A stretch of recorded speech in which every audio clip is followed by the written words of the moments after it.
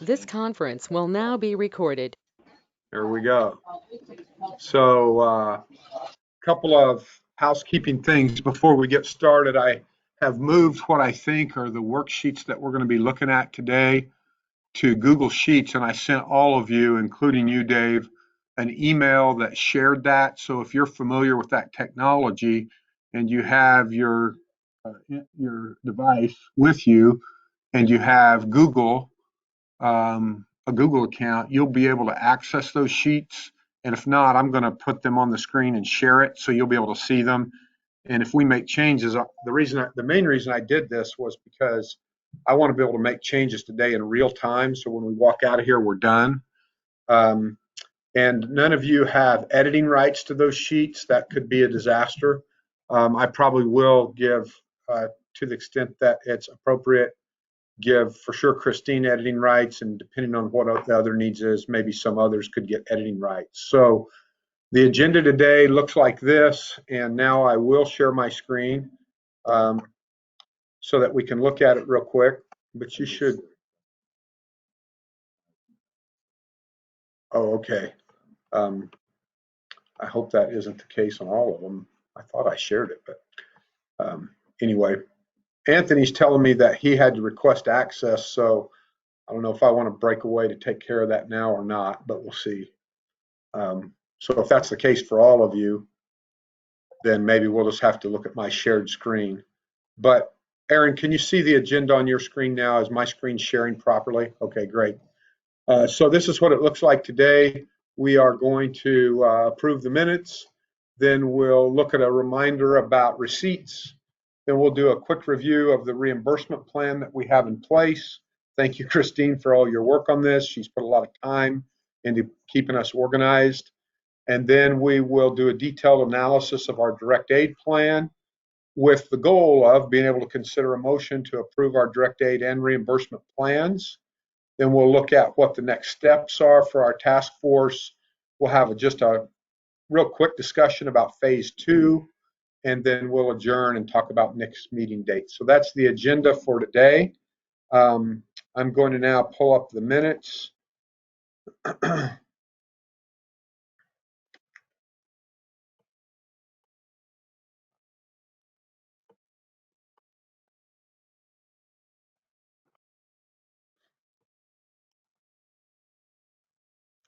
And so I'll run through those quickly.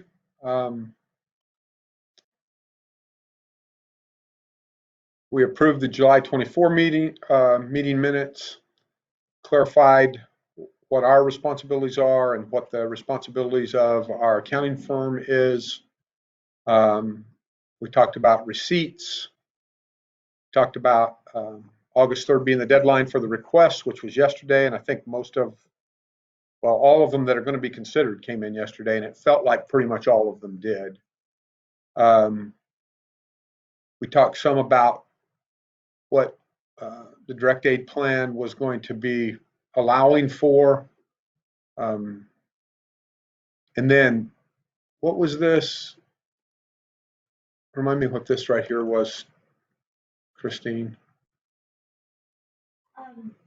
You summarized your interpretation of what the schools are wanting at this time. Oh, yeah. What they're wanting to know. Yeah, and then asked Aaron, he in fact verified that we were in the right ballpark there.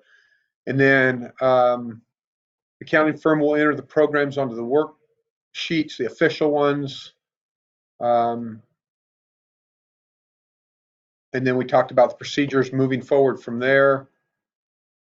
We talked about no transfer of funding is the recommendation of the accounting firm until we have state approval. Talked about having some backup plans. My thought on that is we aren't going to have those ready today, but nor do we really need to. So I'll say more about that. Somehow I had it in my head, well, we better have those ready today, but then I got to thinking, we don't need to have those ready today. We've got until September 15 to have the backup direct aid programs in place. So we can do some brainstorming independent of today's meeting there. Task force must have proposals to the accounting firm by August 7 for their review. We're going to, it appears to me we'll easily meet that if in fact we are able to make some decisions about unity around this today.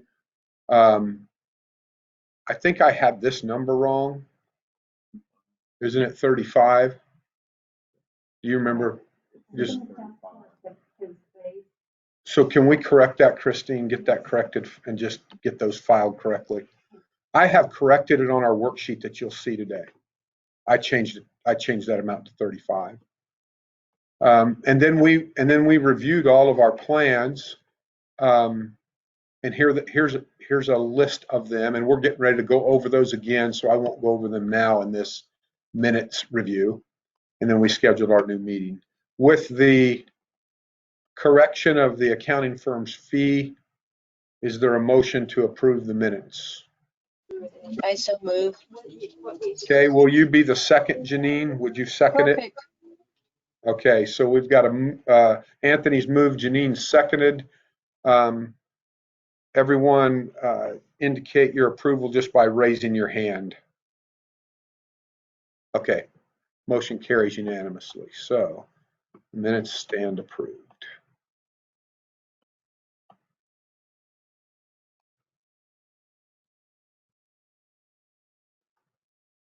So next is a reminder.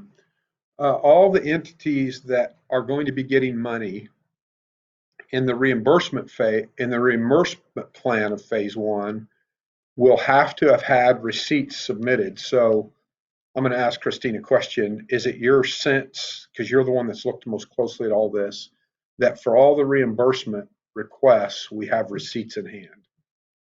Or is it your sense that there are some requests for reimbursement that we don't have receipts for? Okay. Florence School, Florence City. Okay. I have all the ones for the county, but I haven't scanned them yet. Okay. Okay. Thanks, Janine. So here we're just.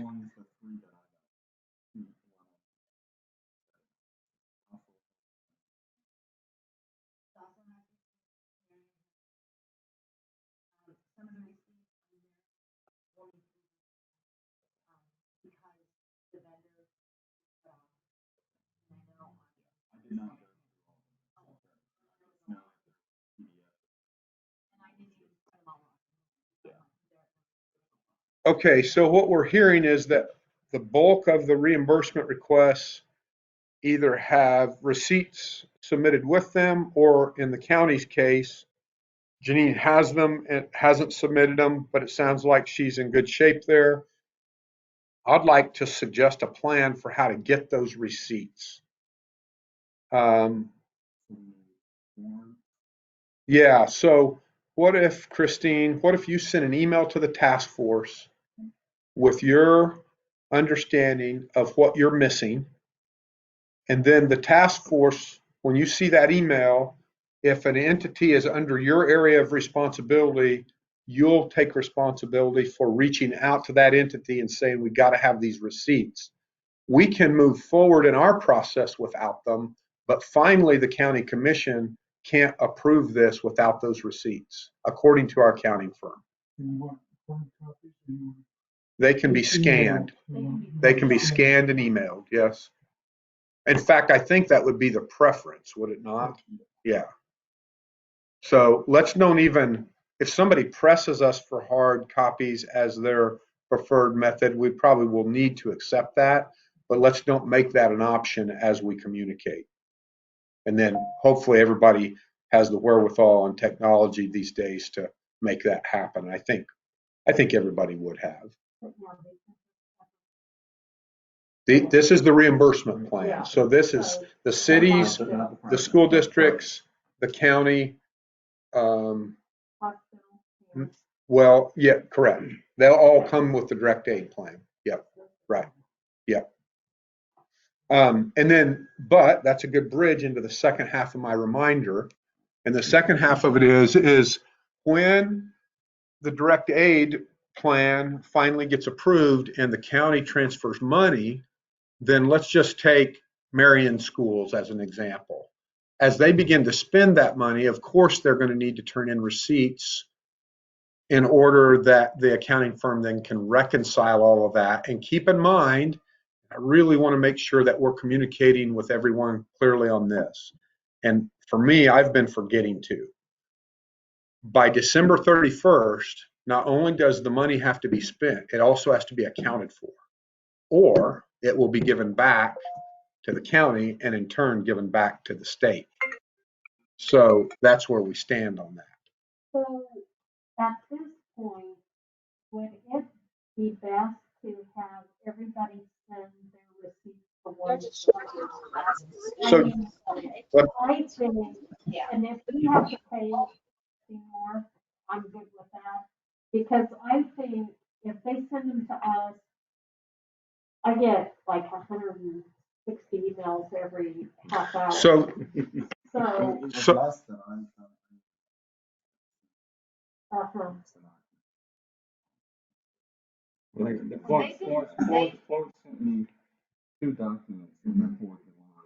Yeah. I assume they thought I was going to request the one to these 2 because I knew they needed the project. And then late last year, I received Right, I took that too. Yeah. but I would like to suggest that maybe we could send out the emails to them saying, please send them Christine's email on it. But that way, There's Christine create a file, so your form, she'll have everything else. So the conversation here, Janine, especially, I think you'll be interested to know what's being said here, is as we go through the season where the direct aid plan monies are being spent and receipts are being received, is what's being suggested is all of those receipts are emailed to Christine. And then I know Janine's going to want you to email them to her as well, because ultimately she is the one that's going to be responsible for this. So I think that's a good plan. I do wonder about what Anthony's saying is, how does he become aware of who has and who has not turned in their receipts? And so maybe at the end of each week, Christine, you could just do a summary email to the task force saying this is where things stand. If you know what I mean, you create a summary spreadsheet, and then Anthony, for the entities that he has oversight of, he's kind of in the know then of what's going on.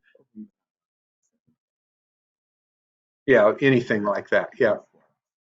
Dave. Would you want them to say the 20th every month, reconcile the books and and give everybody a deadline every month? So that way, give us 10 days. That's probably a good idea, actually.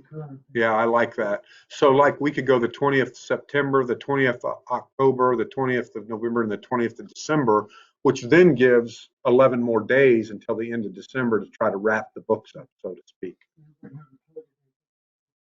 Each month. Which is spent this month. Yep. And their CFOs would probably appreciate being able to know that. Right. Mm-hmm. So if you would make a note of what I'm about to say, Christine, I'll craft an email that I'll provide to all the task force that they can then send out to the various organizations that end up getting approved for direct aid funding. And it'll include some of these things that are being talked about right now, like where to send your receipts, what the date each month that we'd like to have them by is, and so forth and so on. Yeah, I like that. Go ahead, Aaron. Rusty, we're probably gonna, and I'm just thinking ahead. But let's just say by November 20th, there's some that haven't spent their stuff out. I'm going to assume that nobody on the Spark committee would like to send those funds back. So do we have a date for those that have granted money that they turn in their receipts by? Because I mean, I don't think people want to be sending money back. And I know, and I'm just speaking for the groups that I represent, if there's more monies, I can turn in more receipts for more things. You know what I'm saying? Yeah, so I had thought about that too, Aaron, because I'm guessing that as we try to anticipate what our costs are going to be, we're going to be off sometimes, and maybe there's $3,000 extra even.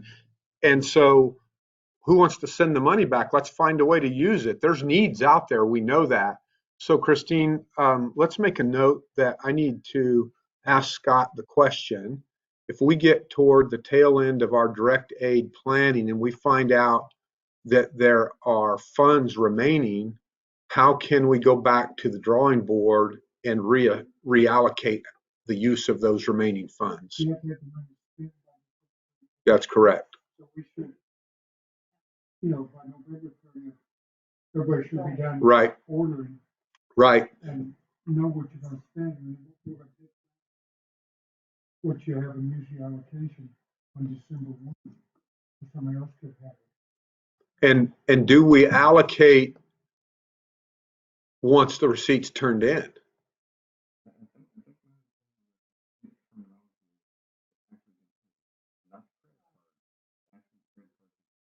Yeah. I know some others that are, they're turning those in and they're getting a check the next week.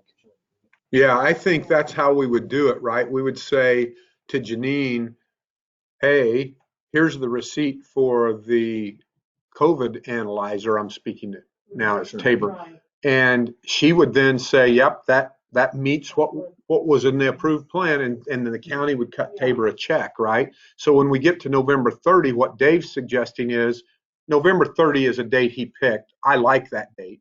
It might not be that date, but let's say it is. Then, okay, to Aaron's point, well, there's still $10,000 left for this particular allocation. Nobody's turned in needs for that 10,000. Let's bring it back to the table and reallocate it, is what Aaron's suggesting. So, but we do need to find out from Scott if that's permissible.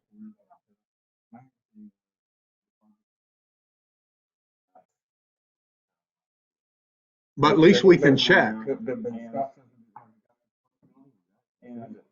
we get to our, they may say we can, but as we get to the Yeah, right. Things also remember too is that with the next stimulus piece that comes out, or the stimulus piece that comes out, they change the language to make it less restrictive on how we use the language. So the conversation now is, Every program is not harder. As the city, we got this $100,000 we can't give away now, because the city's down to the county. So they changed the rules and made it harder. so the discussion for those online that aren't able to hear it is, what are going to be the rules about how much flexibility we have as time goes? And we just got to find out what those rules are right now. We can't know for sure how they might change 2 months from now, but we can, I think, know what the rules are now. I will find that out from Scott and report back to the task force. Now, I know that the county, we stop at the 20th, and then we don't pay again until January, so the commissioners are gonna have to agree early That's check. on this. Yeah, Well, I'm talking this another right, care program. yeah. Because one of my biggest concerns is, overarching we use our allocation of funding based off or sample. We will use it. My concerns in the small communities may not based off what I see from reimbursement. I mean, we've got more than half of our communities. Yeah, when we get, I want was to, concerned that I mean, yeah. Well, when we get to that on the worksheet, I want to talk about that. So, yeah, and I need to talk to you about that too, because there's a long-term care facility calling you under the city. Okay, so, And I think that we put them under okay. as far as yeah, this. okay, We have, yeah, yes. Yeah, Because that's right. none of the hospitals. Yeah. Okay, Or we own. Except for the one, yeah.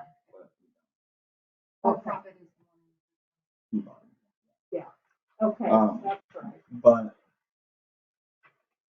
something else I've got with in regards to this, And I hope we're not too far. We'll, if it's okay, we'll get there.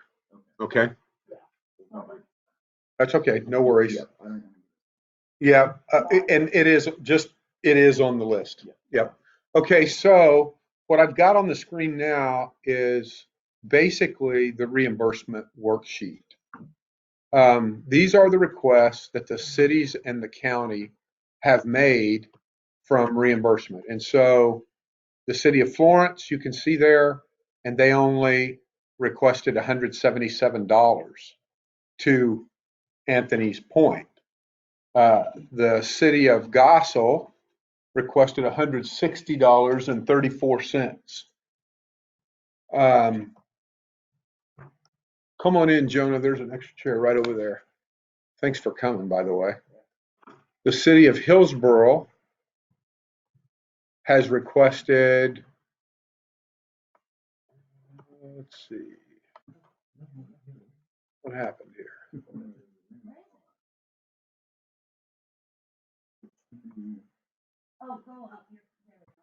Well, that's Marion. Was I too far down?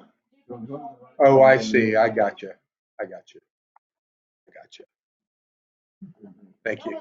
Sorry about that.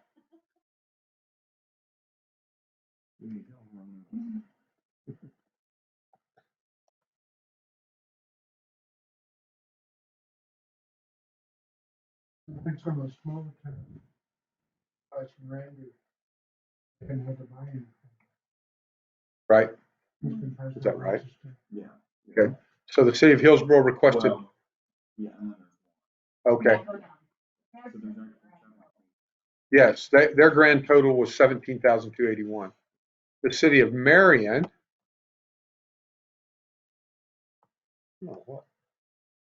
There is 60. Why is there two numbers there? I'm thinking that 69,000 with more than it's probably the difference between. That's right. So the bulk of that 69,000 is that utility, yes, initial initiative. And everybody got the email on that, right? That our accountant said that actually is in the language that it's allowable. So for now, it's in there. I interpreted everything that the accountant's expert opinion came back with as it's allowable. And I'm recommending that we turn it in, and then the accountants are the ones that ultimately have to give us a thumbs up or thumbs down on it. Right, yeah. So,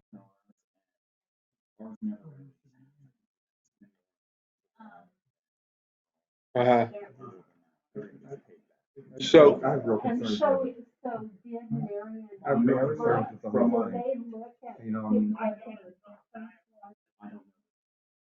I knew that was the number of days that they shared with me that.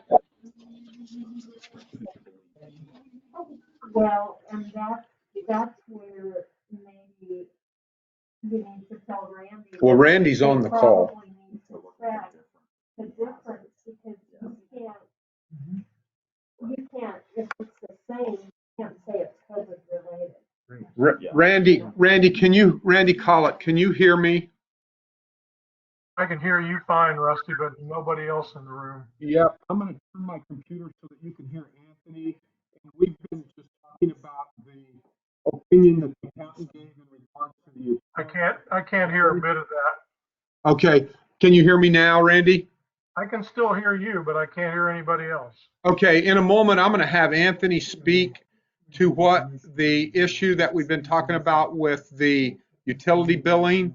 I sent around an email from the accounting firm, and my interpretation of it is that it can be approved, but Anthony thinks there's going to be some documentation that's going to be needed along those lines. So I'm going to have him speak about that for a moment, Randy, so that you can hear what he has to say on that. That's fine. Randy, can you hear me? Just barely. Can you hear me now? There you go.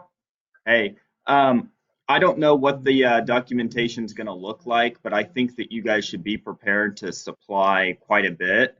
One of the things that you might be aware of, and again, I don't know that this is how it's going to work, but the way we looked at it over in Hillsborough is we took what our average looks like and compared it to that time period, March to July. We noted very minimal change, and so we opted not to proceed. I think maybe we had a difference of 10 accounts past due versus the average. That might be something you guys want to be prepared, because if we need that documentation, we're going to need it quick, if that makes sense. Yeah, I think I What know. that I know. what I that think I know my boss well enough to know that he's probably already anticipated that. yeah, you're probably exactly right. So Okay. Thanks, Randy. We just wanted to make sure you got some of that information that was being talked about before we moved on. Christine, do you have something?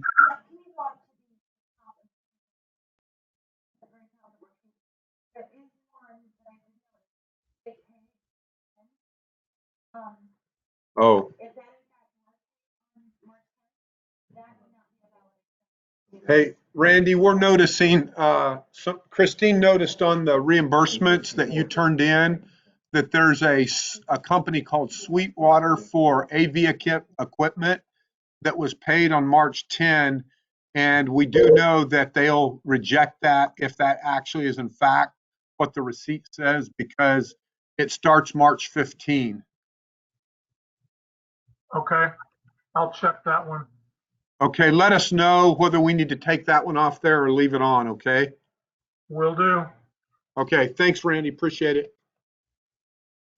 And then we've got Lincolnville Fire, that was small. Marion County, that was a large one. I remember right, am I remembering that right, Christine? A really large one, actually. Yep. So theirs was in the neighborhood of $112,000. And then we've got a reimbursement total tab. Thank you for Christine for doing that. And so there, that number right there with the expense for the Marion City on March 10 notwithstanding for a moment, we may take that out or leave it in. And of course, the 200,000 includes the Marion City's utility reimbursement request. Were you going to say something else, Christine? There was one. Okay, give me just a second. Okay, so that was dollar amount different. Now, by and large, did you give her? You have Carla Drive? That is correct. Okay, so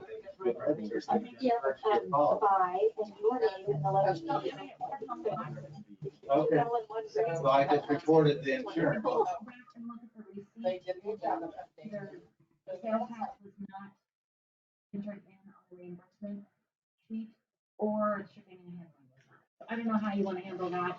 It's not a lot of money. they will.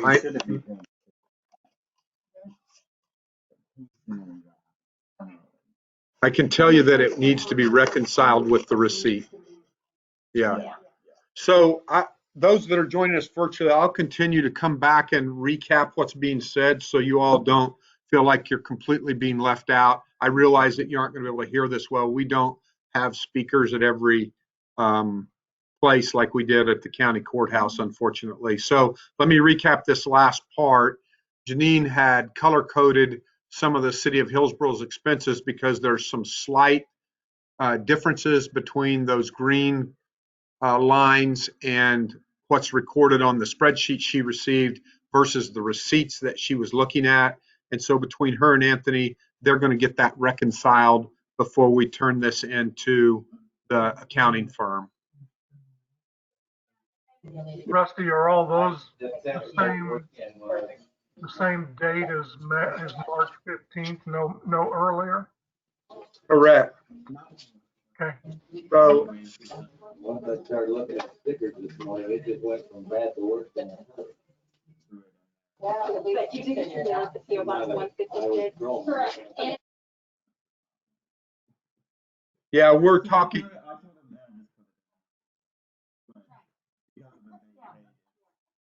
yeah, same thing, Randy, like you noticed, we've noticed that too, and that'll have to be taken out. So we'll get that taken care of. Because if we don't take it out, based on what Scott's told me, it will get taken out. So we might as well clean it up.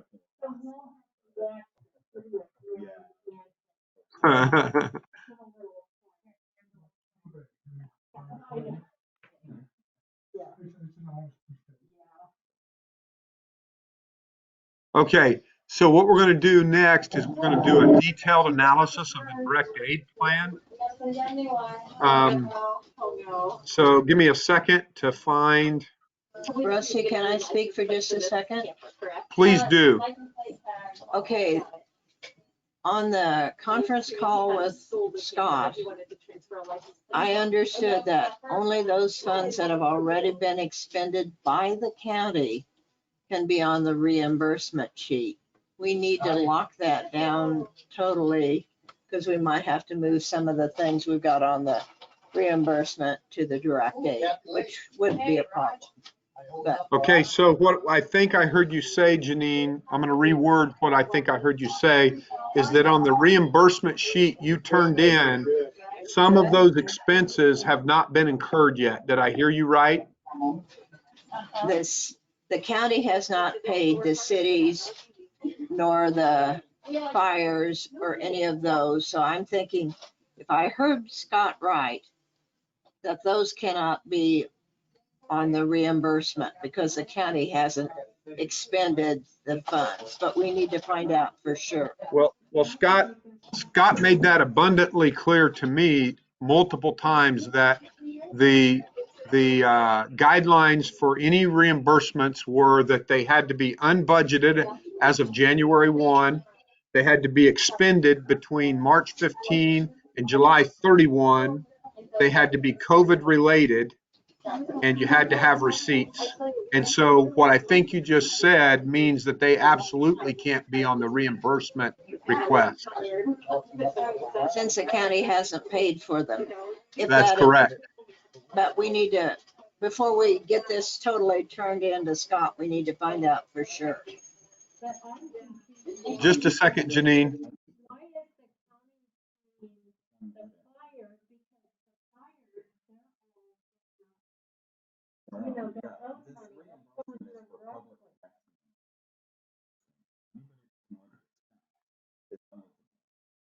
Directly. Yeah, so why?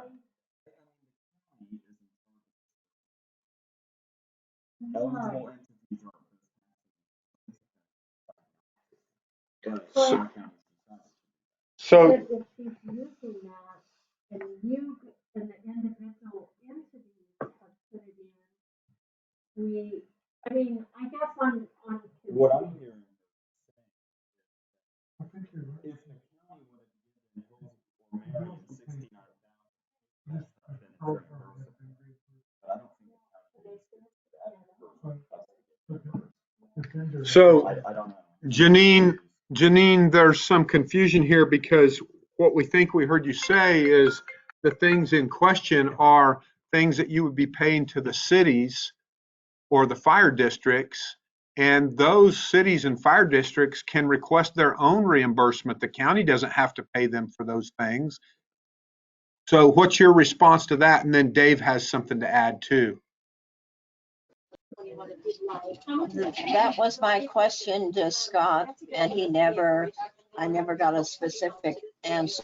Because I said, do you mean if the county hasn't spent the money, hasn't paid the city for that, it doesn't go on What would the county be paying the city for? Well, the county's gonna be paying everybody the Sparks funds. But what? Hold on, Janine.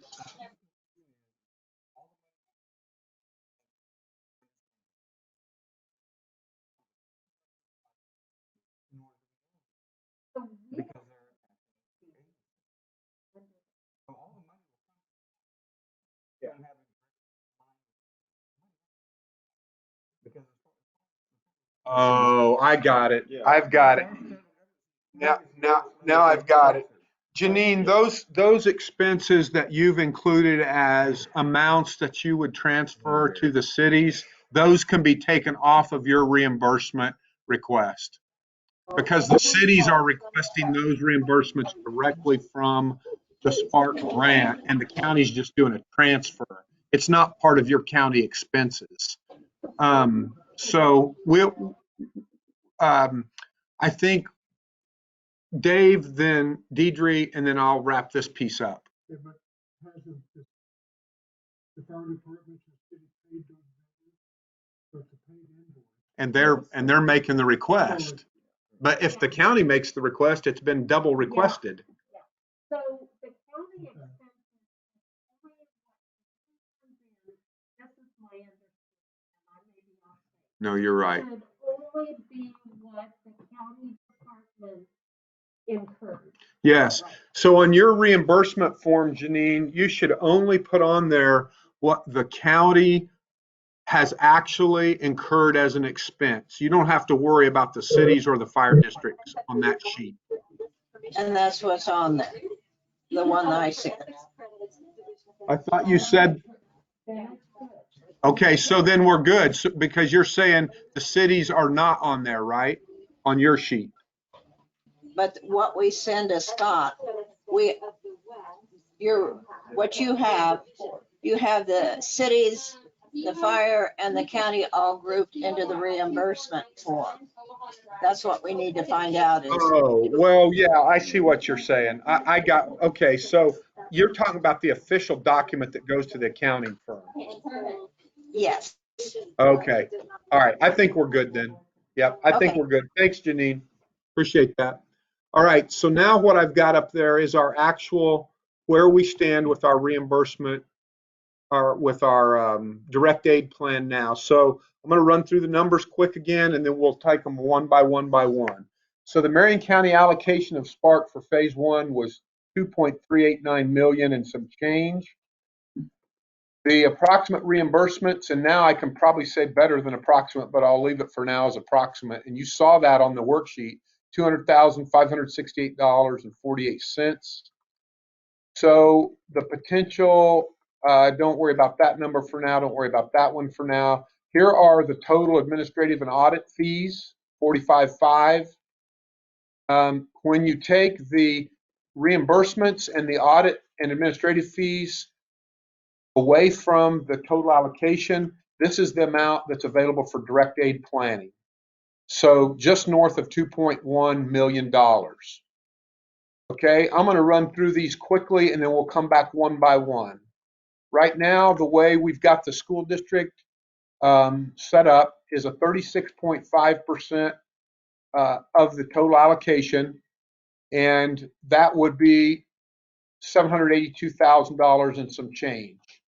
That would yield $321.02 per student or per person served amount for that district, because we included the employees in it per Aaron's request last time we met. You'll see how I did that in a minute.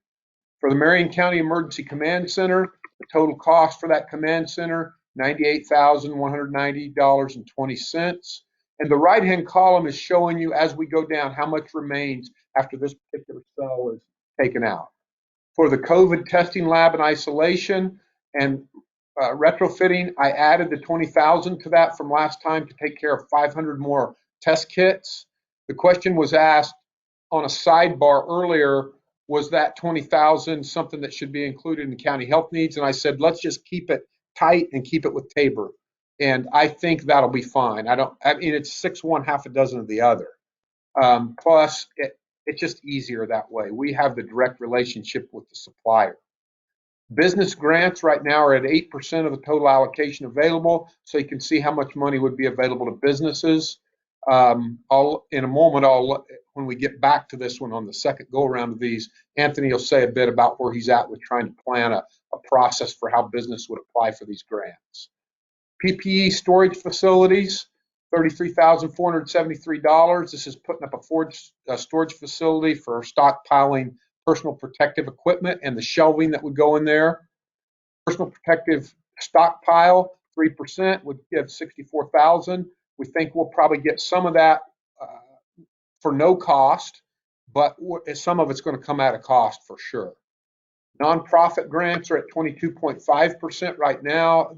That was adjusted downward to allow for some other things, as you'll see as I go through this. But there's the total amount then that nonprofit organizations within the county could apply for. County health needs are at 7%. That gives them $150,000 roughly. City needs are at 5%. That would give them $107,000 roughly. The fire districts, I think I calculated almost to the penny. I maybe increased it by $100, so it was 55 something, and I just rounded it up to 5,600. The county needs I put at 6%, which put them as 128,000. Now, in the big picture, the way I contemplated all this was everyone was not going to be made whole. We didn't have enough money to make everybody whole based on what they were projecting their needs were. So that wasn't an option. There's not enough money to do it.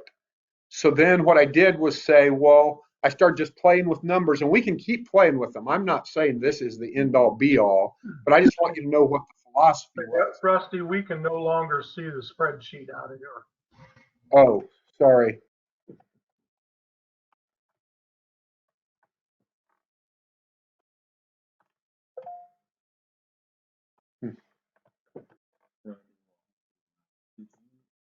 Did you find out? Yes, it's an email. Okay. So does that? No, that's that. Can you see it now, Aaron? I can see it now, Rusty. Okay, thank you. Sorry about that. Thanks for letting me know. Okay, so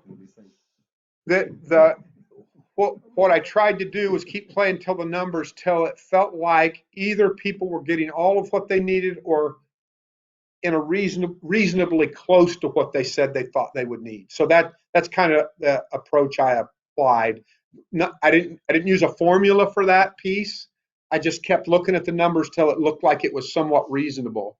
So if we go back up and start taking these one by one, we'll take the schools first, and I'll explain a few things here. So if you look at the school districts tab here are our school districts, and notice I've added Marion County Special Ed, and are they 618 or 617, Aaron?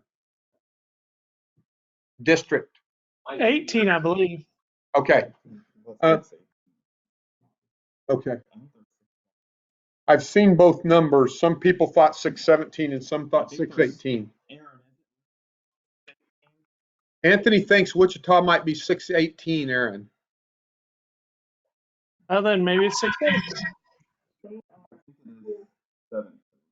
I'll change it to 17. You can let me know, Anthony, if you find something different. Okay, it's 617. Okay, so Aaron went through, and from the enrollments are from 1920, and that's the best we can do. And they're from the Form 150 of the KSDE website. So those are the official enrollments listed there. And I feel like that gives us consistency. It does not. It does. It does not. Here it does. The answer is yes and no. So yes, if they have county residents. No, if they don't have county residents, which makes sense to me. They have some in county virtual, but some out of county virtual, and those don't count on here. Well,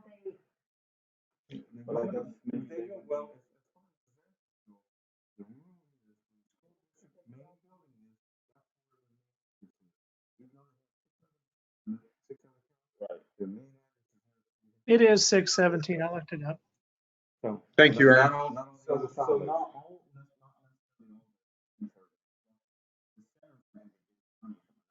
No, they will not. Right. So I don't think so. So Aaron and I talked about this, and at the end of the day, there's going to be a debate about this, and here's what we think.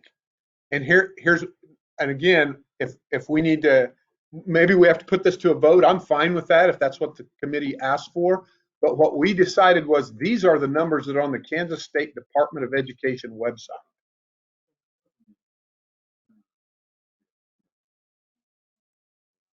That felt like a problem to me.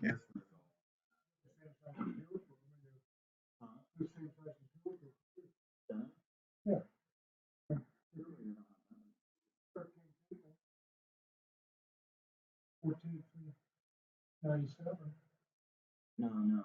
That's the district number. That's the district number. This is the student.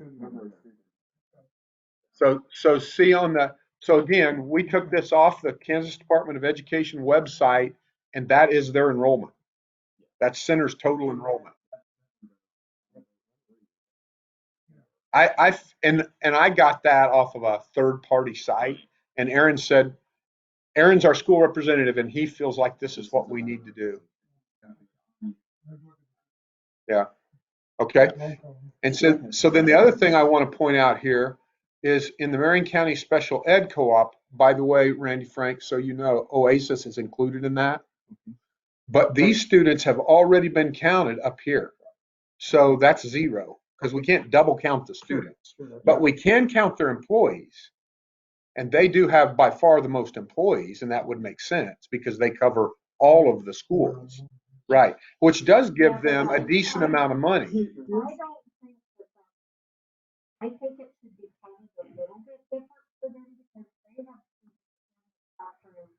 And so they need to have. According to Aaron, the answer to that is generally yes. So then the school district.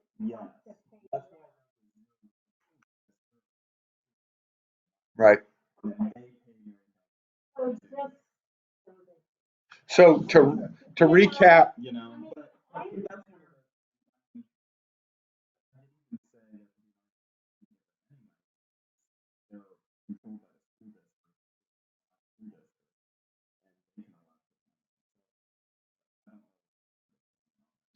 well,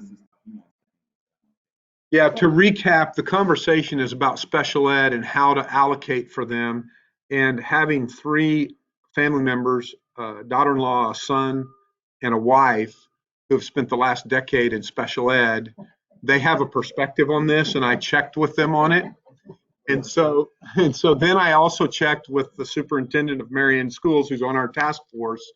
And so the bottom line is there's no way to be consistent with the way state funding happens for special ed typically and the way we have to do what we're doing here. There's really no way. And there is an ongoing debate among special ed educators and building leadership about what money and what resources should be made available from the co-op and what resources should be made available from the local school system. And that negotiation is ongoing. I don't mean that in a critical way. That's how it has to work. So what Aaron and I are proposing to the task force is if you go this route, notice that the special ed co-op still does get a healthy amount of money to work with that they get discretionary authority over. But then, as is true all of the time, they may need to negotiate with their local buildings for some of these grants over here. And that would be up to the special ed cooperative director and the local superintendents or principals in those buildings. And that's already happening. That already is a part of what happens. And so we're just creating a situation here where they just operate according to their MO anyway. That's what Aaron recommended.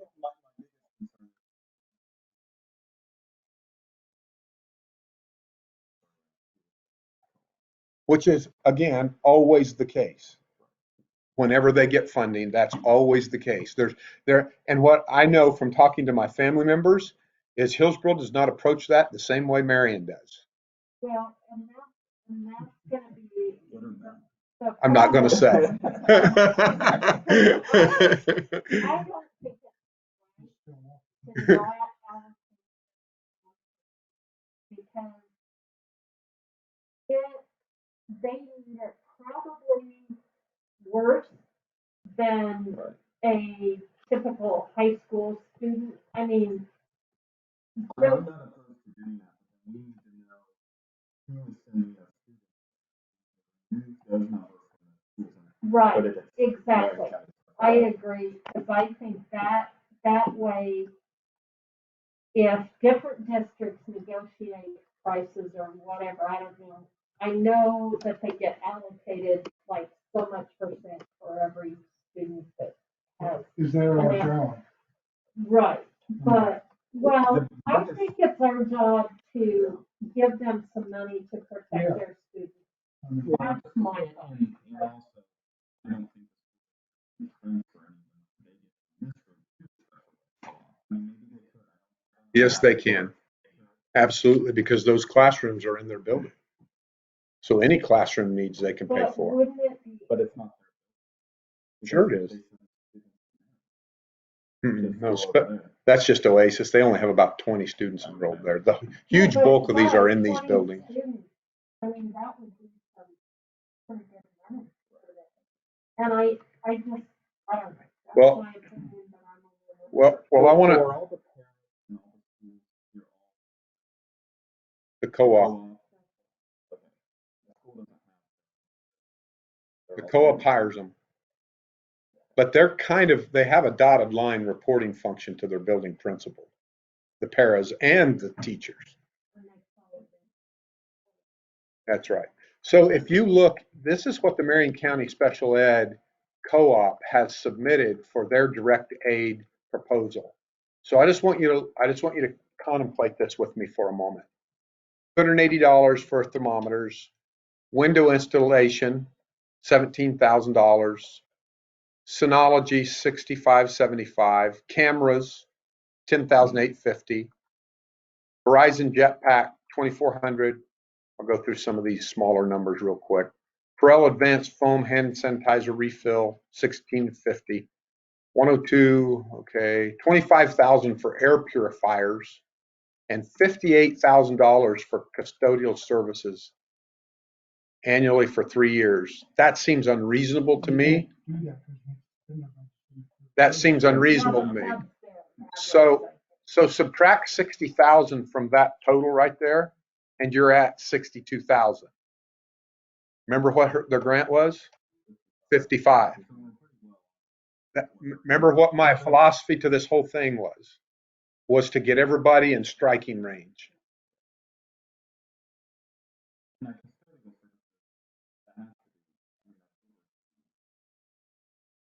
That would be cut out of there anyway. That is not going to get approved.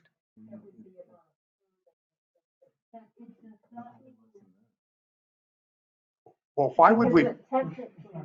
How can custodial services be COVID related? Well, I think you have to think about, you can't charge all your custodial services because that was budgeted for. But now you're paying staff possibly overtime, you're hiring more staff.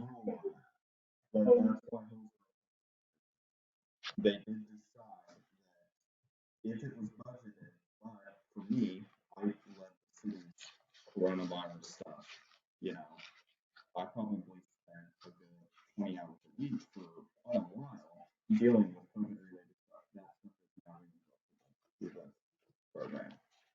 Even though it was budgeted not for COVID. Right.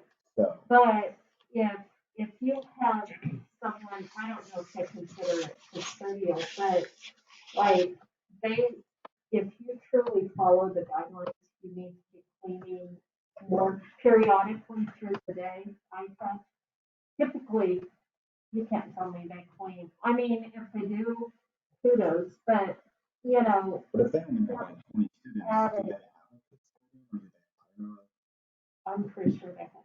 Yeah, they'd have. I believe they would have to have a custodian. They used to have several classrooms. Right. And At Oasis. Yeah, and there's one very high speed. Those custodial services will be a lot more than a normal classroom. Because they still run the same challenges as everyone else, we have to spend the money by the end of the year. Yeah. So they're only looking at 3 months. Yeah, 3 months Instead of of a 3 years. year's worth. right, right. Which, so see where my point is though? They're in striking range of what they've asked for already.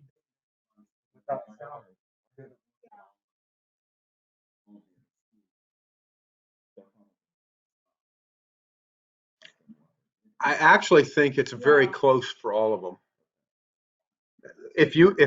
As just rough mental math, if you did a ratio on all of them, I think the ratios would be very similar to how close they are to what they asked for. That's right. That's right. Yes. I think the schools, to Aaron's point earlier, will spend everything that we give them because they've asked for more than we're giving them. Slightly more, but nonetheless more. So they're already lined up to start spending it if they get approved. Is that right, Aaron? Would you see it that way, that the schools are going to spend what they've asked for, at least that much? Yes, I mean, we will obviously probably spend more than that, but we're kind of in a holding pattern. If I can get the okay that yes, this is the amount we're getting, my folks are going to start ordering because the majority of us are trying to start school here in a month. So, and I know we've said this, but I think it would be good to repeat it. And I have a lot of empathy for this with the building principals and the school superintendents.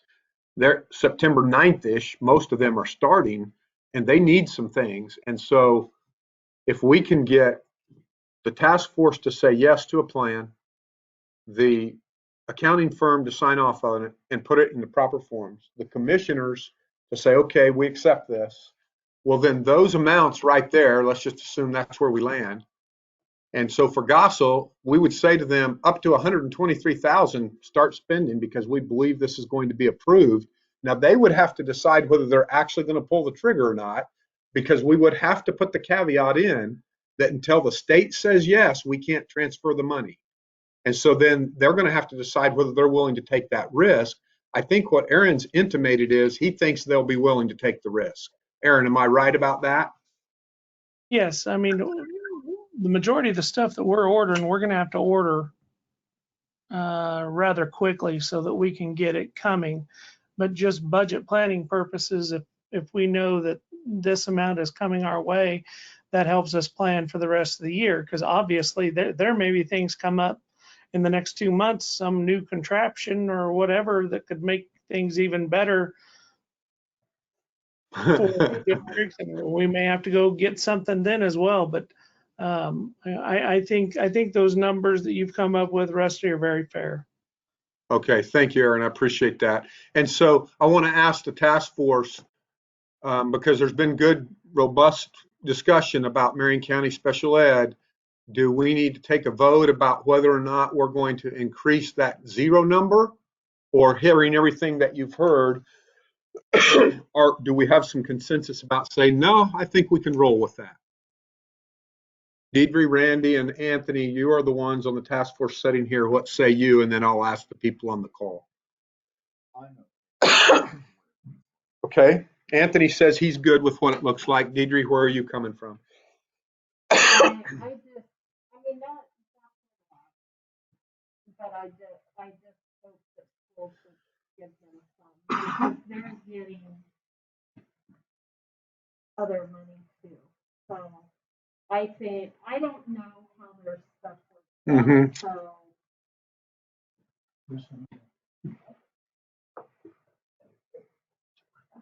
I don't know. And part of, Okay, you I'm know, gonna say no, I don't like that number. and I understand that number, but, you know, at the end of the day, the school district is going to be part of the school, some extent, and I would assume that they're going to take care of it. Well, You know, he's not going to be able to hear you.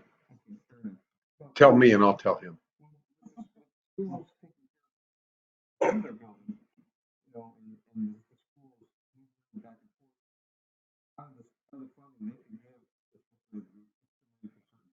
That's correct.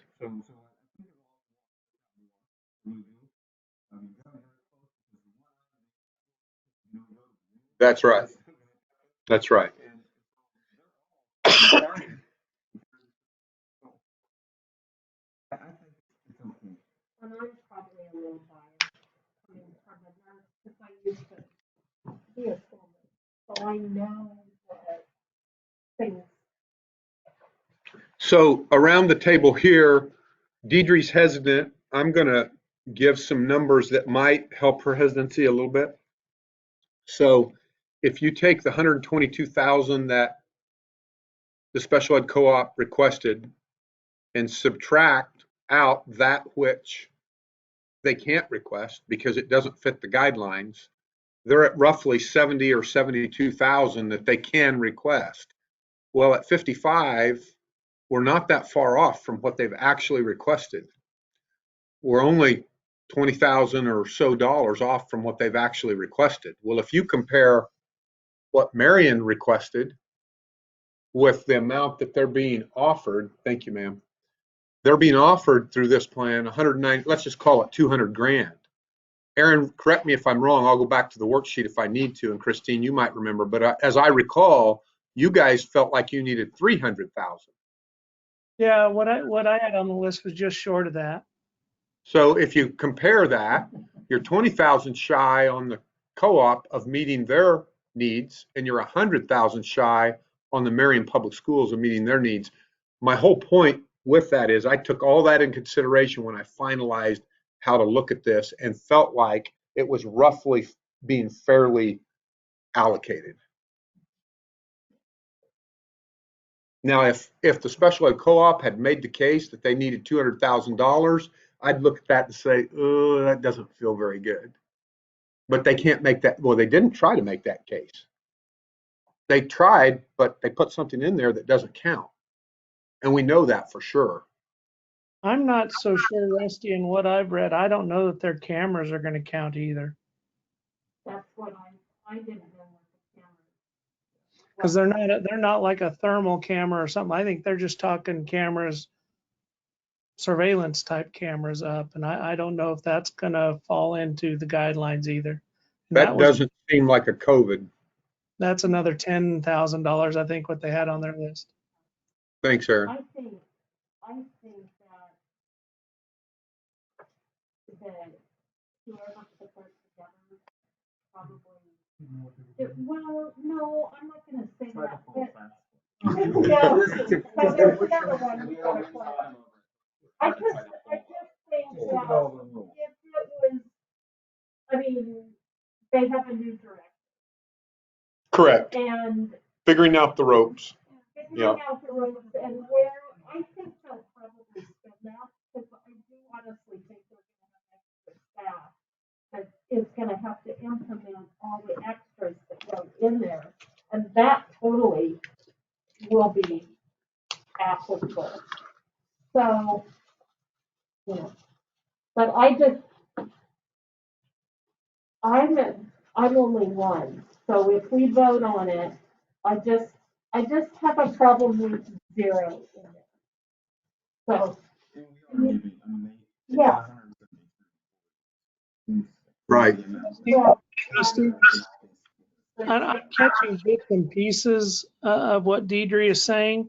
I guess maybe I can speak to, I think that anything a special ed student will need for their ability to get to the building and be in the building safely. I mean, I ordered stuff for my 500 kids. I didn't divide it out. Oh, I have a 70 special ed, and I ordered for all my kids so they all get the same stuff.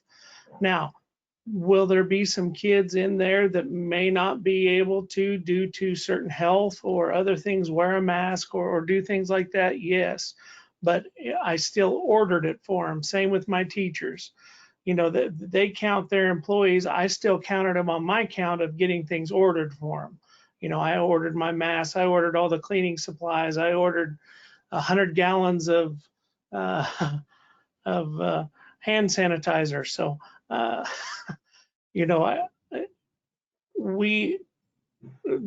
are their own entity, but we're sharing those kids. And those kids are going to get whatever. I mean, we'll work to ensure that, any safety precaution I'm putting in USD 408 is going to every kid in 408, whether 617 claims them for certain things, and I claim, I mean, they're getting those precautions, if that makes sense. That does make sense, Aaron. So our school representative seems comfortable with this. I recommend we defer to his recommendation and let's move on then. Thank you. That's good discussion. Marion County Emergency Command Center, I don't really, from my perspective, there isn't more to say about this. We talked about it, so I'm just going to say, does anyone have questions about it? Because I don't have more to say about it. I think, and the only reason I'm saying that is I felt like we talked it through pretty thoroughly last time we met. Rusty, the only question is there a timeline? I mean, if we give the okay on that, how soon would that be up and running? The question Aaron asked, Randy, is how soon would that be up and running? Well, if we follow the guidance of Scott Lloyd, we're not gonna buy it until. So we wouldn't buy it until the county transfers the money, and so it wouldn't be up and running until at least end of September. Okay, because I had discussed them and asked me questions about it. I said, well, I'll find out. But yeah, Okay. so that way I have a timeline on it. That sounds great. That's about as good as we can say. Jonah, what were you going to say on this?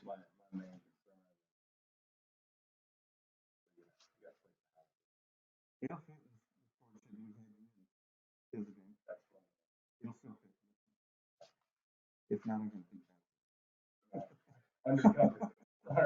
I got a lot of trees back there. The question, Joe.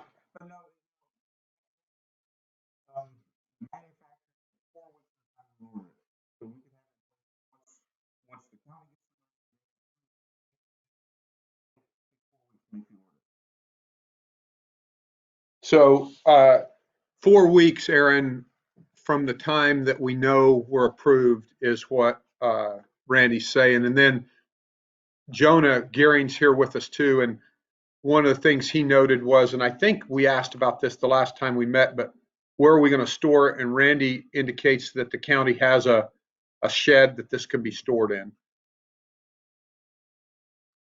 Any other questions or discussion on this? If this is, let me ask a question here, because, and not just because it's the Marion County Emergency Command Center that we're talking about, because this question could be asked of any of these direct aid ideas. When we get to the level of the commissioners, Dave and Jonah are here, so I'm going to ask them to, if they wouldn't mind speaking to this. Ultimately, the commissioners, if they don't approve this, it's not approved. We're just a body that makes a proposal to the commissioners. We've understood that from the beginning. Is there, let's say you'd get, whether it's any of these projects, I'm just thinking about process. Let's say we get to the commission with this and the commission says, we like all this, but this right here, that's a no-go. How do we roll from there? And if the answer to that question I just asked is that's not a good place to be, then let's have the hard talks now and not wait till then.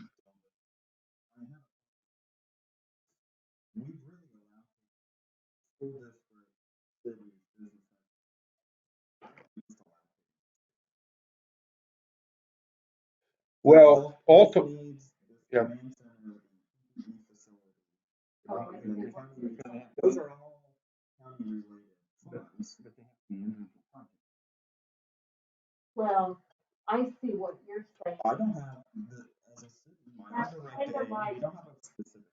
That's kind of like the schools, allocating Yeah. it to the schools and not. to We're the not rest. saying that the school district is I- spending X But dollars I, on. but I think it's good to have it detailed out. Okay, that's because my issue is we do run into that. Say, no, we're literally approving this last minute. But we're out of that. We just fill out. All right, so it's kind of. No. something on here gets a no. Just that item, we'll just say that. Uh-huh. Hearing what I've heard now, it would probably just be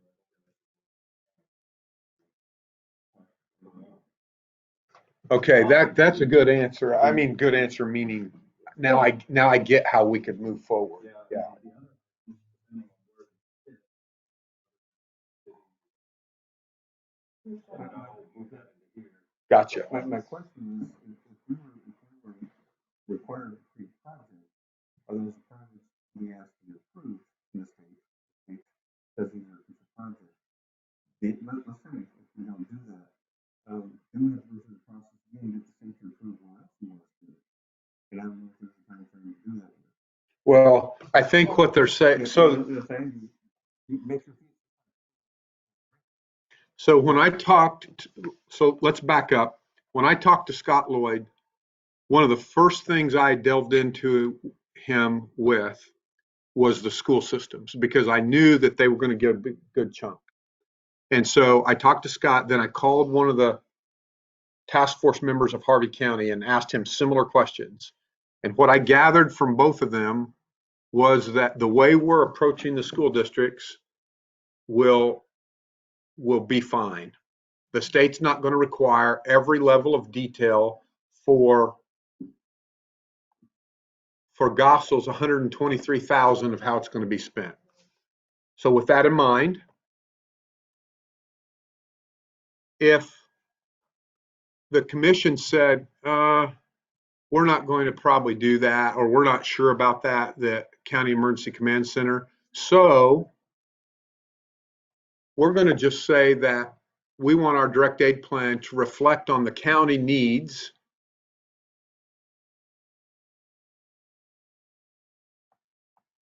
of 128,000. We want that to reflect another 98,000, and we'll let the county sort through whether the command center will end up being one of their projects or not.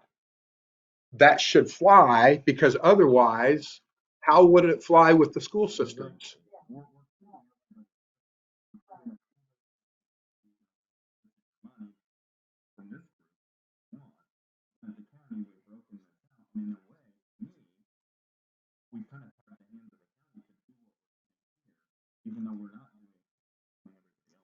Now, so what Anthony's saying is, then why did we sort of in a way propose something that maybe ties the hands of the commission a little bit? Here's my thought on that. If I'm the commissioners, I'd love as much detail as I could see about what the task force had in mind. I'll leave it to the accounting firm as to how to document all of this. They may, by the way, they may ask for some more detail. They may say to Aaron Homburg, hey, Aaron, of your $199,000, we need you to give us about 6 categories of how you're going to spend it. So Aaron may come back and say, okay, roughly X amount in PPE, roughly X amount in touchless utility things, roughly X amount in air filtration, roughly X amount in thermal cameras, and so forth. I'm not saying for sure that'll happen, but it wouldn't surprise me if that happens yet.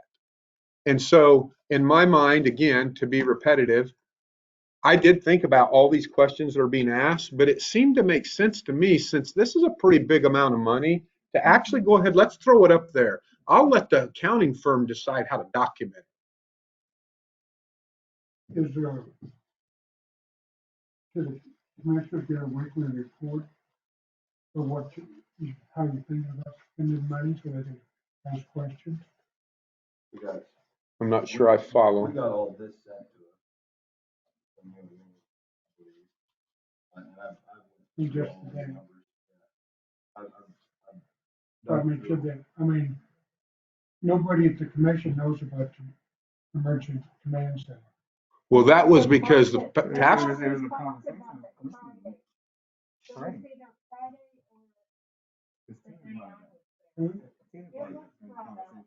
Oh, Tina brought it Yeah, up. it got brought up, but the only people that actually talked about it was Dave. Nobody else. They didn't know. Well, here was my understanding, and I'm glad from this point forward to do whatever you guys ask. I'm just trying to follow what I understood. What I understood was, They did get a report. yeah, what the task force, my understanding was the task force needs to bring this to to what they think is a logical conclusion. And at that point, we hand it off. And that's what I was planning to do. And you guys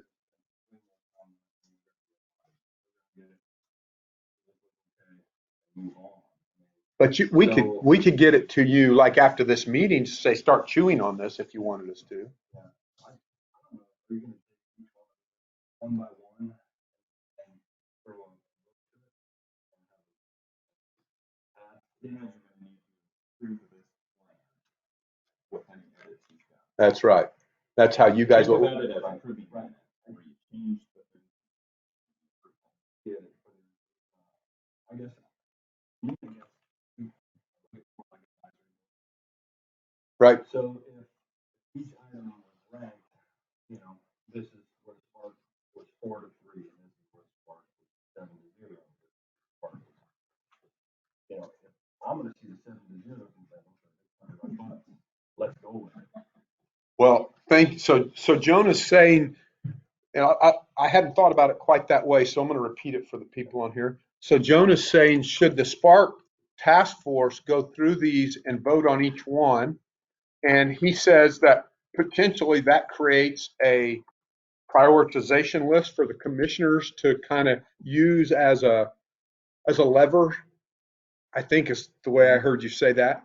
I hadn't thought about it that way, but here's how I had thought about it. If we voted 7-0 to approve the whole thing, then you had what you needed. That's what we were actually going to come out of this with is I was hoping at least, a 7-0 vote that as we hash through this, when we're done, it's 7-0 commissioners. Here's what we recommend, 7-0. Okay. Now, keep today. That's what today's for.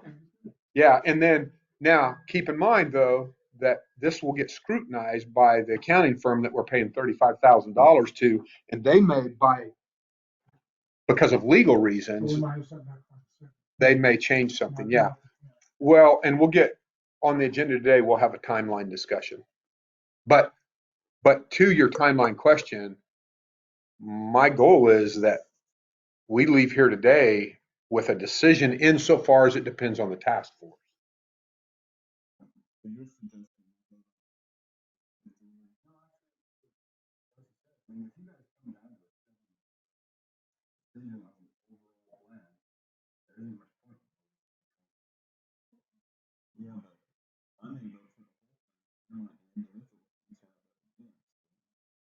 Yeah, but that's Keep in mind, here's why I'm hesitant to vote one by one. Because we'll start over, and you might have to get a new chair because we start checking in football players tomorrow, and I'm going to have to take a break from this for a while. Which, by the way, I've really enjoyed it, but it has taken a lot of time. Okay, can we keep moving? All right, good discussion. All right. So again, on the COVID testing lab and isolation retrofitting, I'll have a lot more to say about that because I've disclosed everything from Tabor's side on that I know to disclose. So I'm just going to open it up if there are questions. Yes, I went back. I'll put a caveat in there, but I went back and looked at all the numbers yesterday morning, and I felt comfortable with it unless we have to order more testing kits. And so if 500 is not enough, then that's not enough money. Let me say it a different way. If 2,000 total kits, and Tabor will use 1,500 of those. If 500 is not enough for the county at large, then that's not enough money. Well, but under common health needs, I'm assuming with like this, that's not EMS, correct? Yeah, the health department, because I haven't heard for any Travis request. I don't know if Janine has, because he's also county. But that, like with my expenses, Of what you of anticipate. what I anticipate, I also included testing equipment and, or I mean, testing. Kits. Yeah. How many? So How many did you include? I think, well, see, I didn't know whether I should put the 500 in mine or not. So if we need more, I think You we have could- it built in there. We would have a little. I gotcha. room there. Okay, well, that helps because if you're saying you have $20,000 built into that number for test kits, that would allow us to get another 500 on top of the 500 I'm planning to order.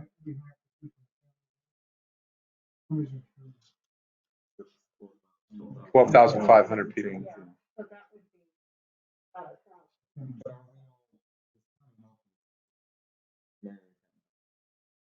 Correct. that's what I. That's the way I viewed it. And I, And in that though, I would like that some of that would go to the fire department. That would be so that the long-term care could use it, the hospital could use it. So it's not just right. health But department, it's but I money was that's gonna still be that managed under by, my. yeah. And then there's also line items for county needs further on down.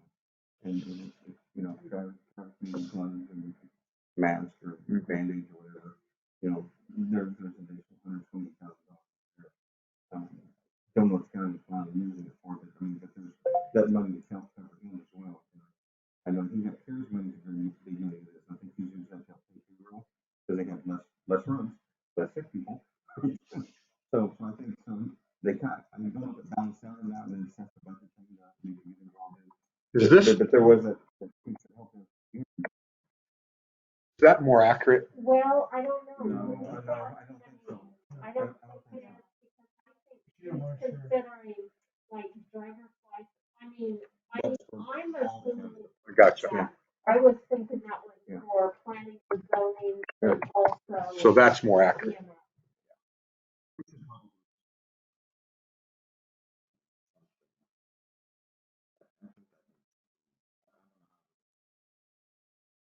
Because that, I mean, this money is going to staff.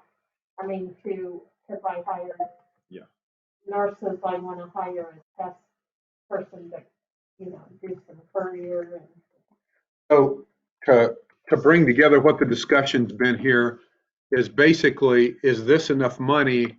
And I said, yes, as long as we don't need more than 500 test kits for the county at large. And then Deidre said she believes she's got another 500 kits built into this C13 cell for the county health department needs. So then I'm going to pose the question, is 1,000 test kits feel okay for what we might need in the next 3 or 4 months?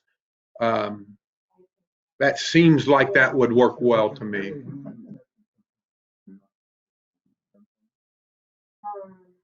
are probably actually. Since March 15, though. Yeah.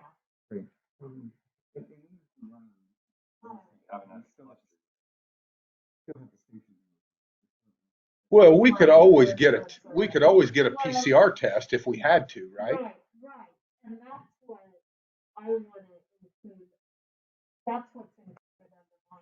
Someone to collect that specimen if they have symptoms and maybe Right. it'll go to Right. me, and we need a courier. And I figured that. So all of that, cluster, if they have to drive, we've had one facility that there were quite a number of tests done. And so we had to find someone, they drove it up to KUT. So, Drove the test. yeah, he's done that quite a bit. Okay. So, And that was all right. Are there other questions then about the COVID testing lab and isolation retrofitting? Go ahead, Christine. So you're saying that you have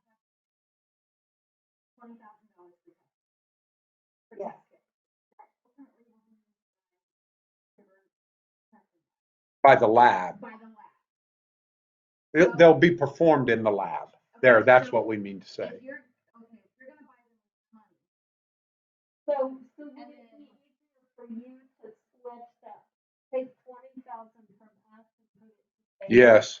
Okay, then we would just do that. Yeah. Well, But yeah, I the would issue be is, willing. yeah, the issue is they can get the quicker Right, than you right. can. And if that isn't No, I know that. then maybe, yeah, it's 20,000. Because it's usually Yeah. Now, I don't think we can, because we don't have the machine. Yeah, and we don't have the. If it wasn't for that,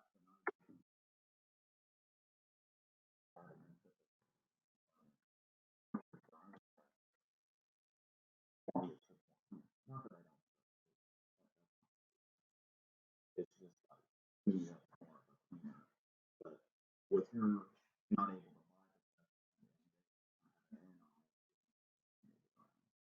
buy the Yeah, they won't be able to get the tests at all. It's not Yeah. just that it would take time, it's that they won't be able to get Right, them. and I think, I mean, we're gonna keep records if we send, you know.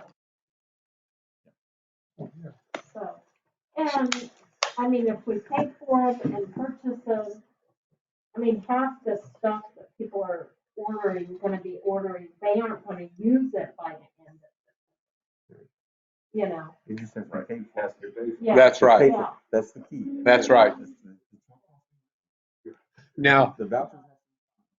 so what I've done here is I played with the numbers such that the county health department needs was reduced by $20,000, and it took 6.1% to get that reduction to happen. And then I took that 20,000 and I added it to the total for the COVID testing lab and isolation retrofit. So that the totals don't change anywhere, and the intent, that piece of the intent for use of the money doesn't change. But what it will allow me to do is with our suppliers say, look, get 1,000 more kits on the shelf for us. And I actually, just so you all know, that needs to happen pretty quickly, because as soon as colleges start back up, the clients of this company are going to do the same thing we're doing. I would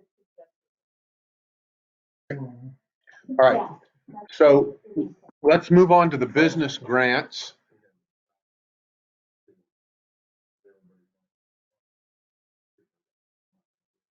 Yes, that's what I mean. That's what I mean. Yeah. So we've got 8% right now allocated for businesses. The cities, the nonprofits, actually, I didn't do anything with the, I didn't do anything with the number of, yeah, I did.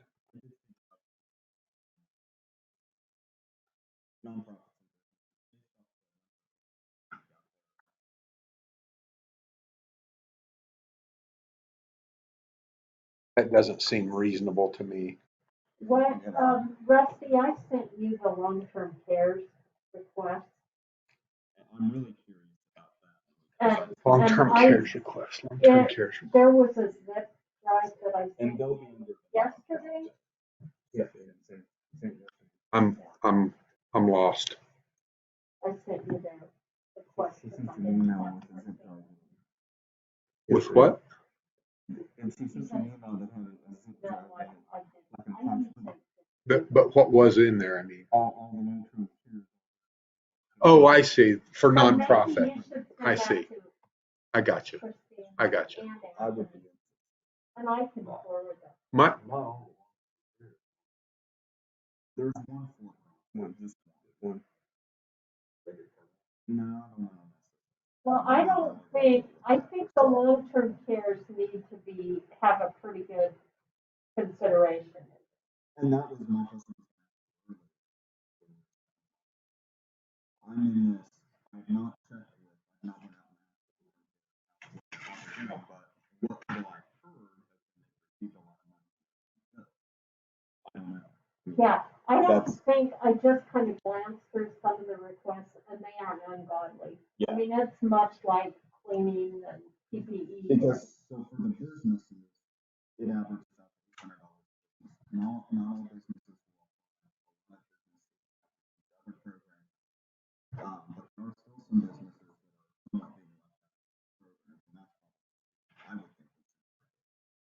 On to nonprofits, that balances out to 13,000 for nonprofit. That's probably a good figure. So, You know, I guess, in nonprofits, and the programs I've dealt with, they've been left out. There's not been a lot for things like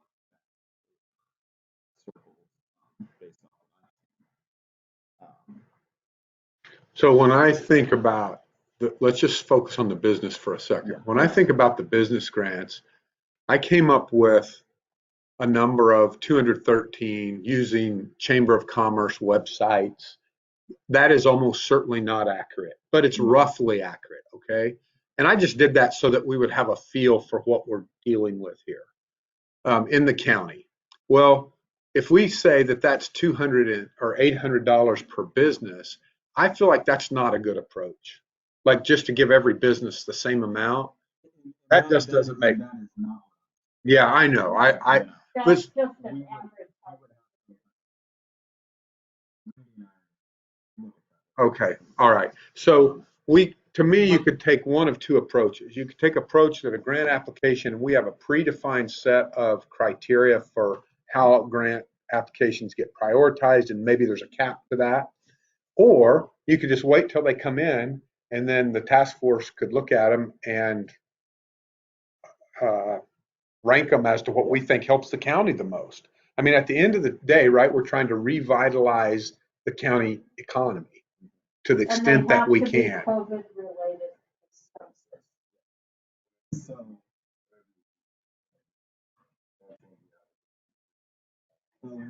That was awful.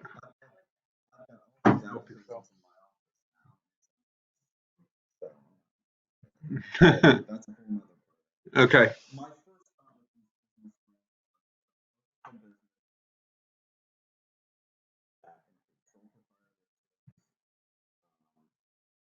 There've been money available, but those have been one that's been a big loss. The other one, huge, here in Northborough, are what I call part-time businesses.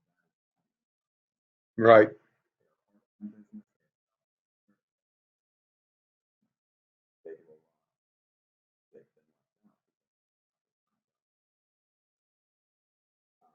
Those are the businesses that are. Okay. What they need is some accounting help them fill out the forms. I found out most small business Americans don't do it because they don't understand it and it scares them. So I'm not going to do it. And since Randy and I are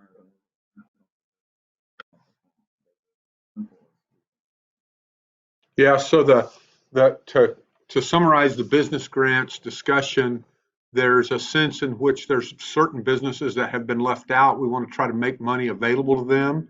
There's also a sense in which we're going to try to simplify the application form so that there's not an intimidation factor for filling it out.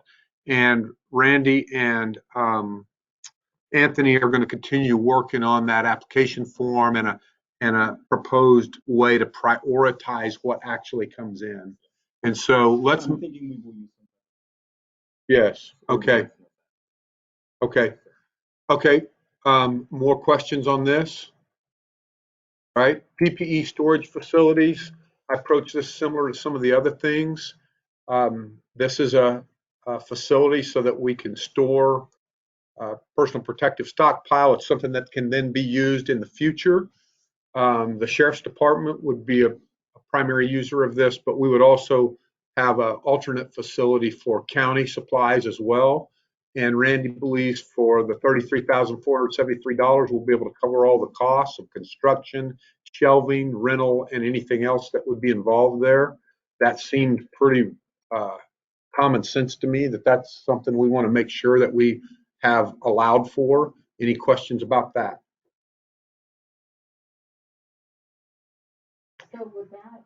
Could we use that if we got some stockpile?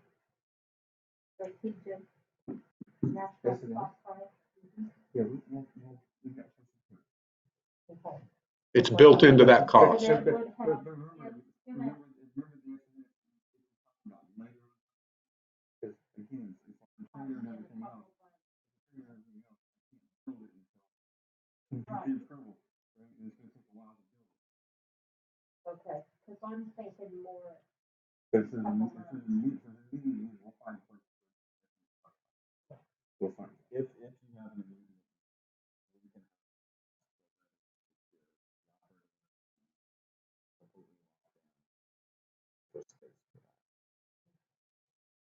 So Pretty easy, simple. and see, that's where it used to be the old hospital, where I'm saying. Was to get to. So the discussion is about what about immediate needs for storing PPE? And it sounds like that there are solutions that can be brought to bear.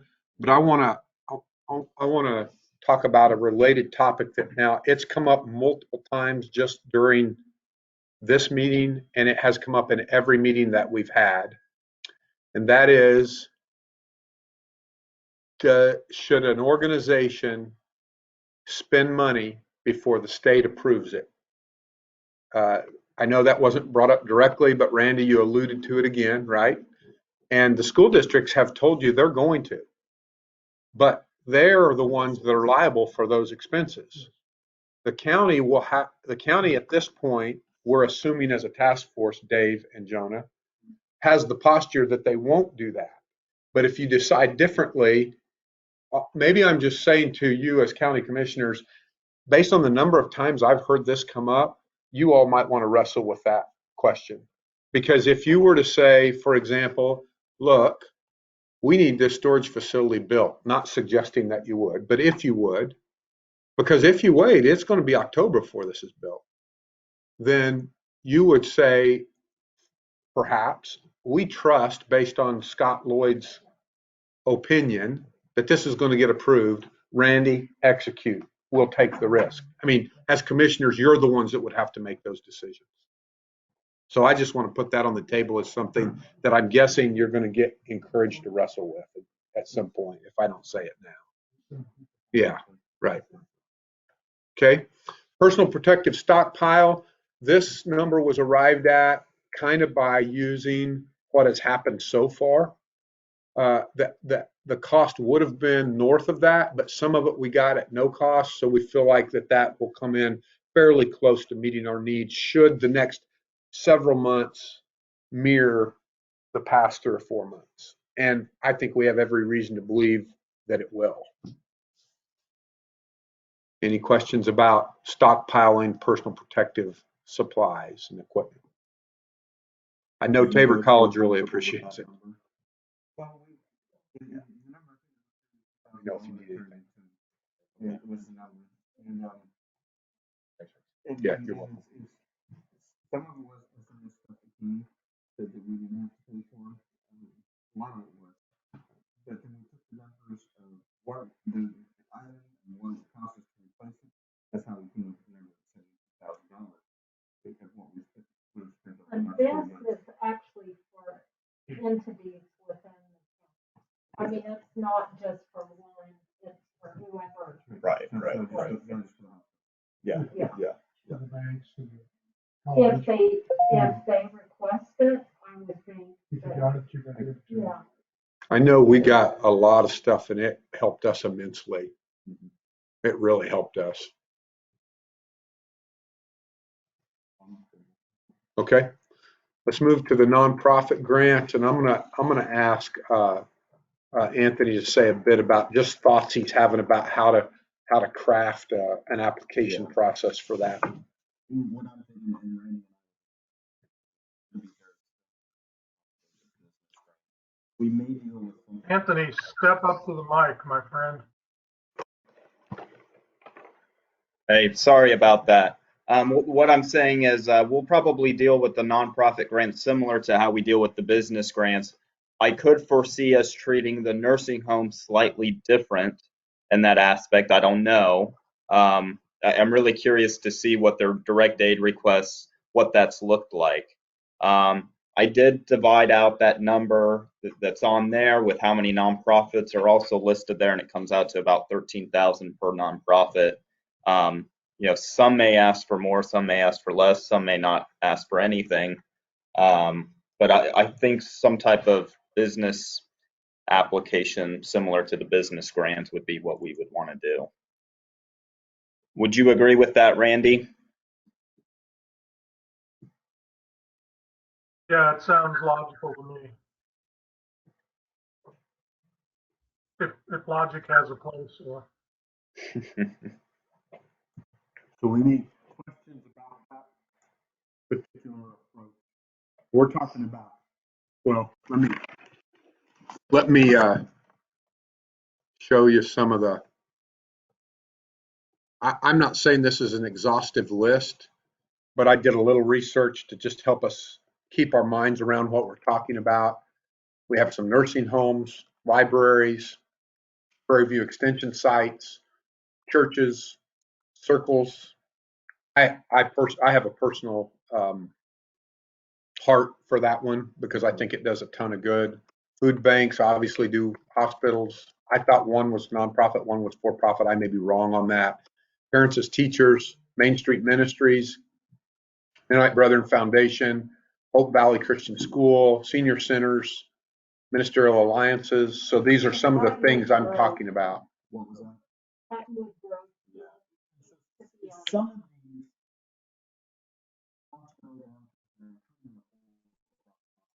maybe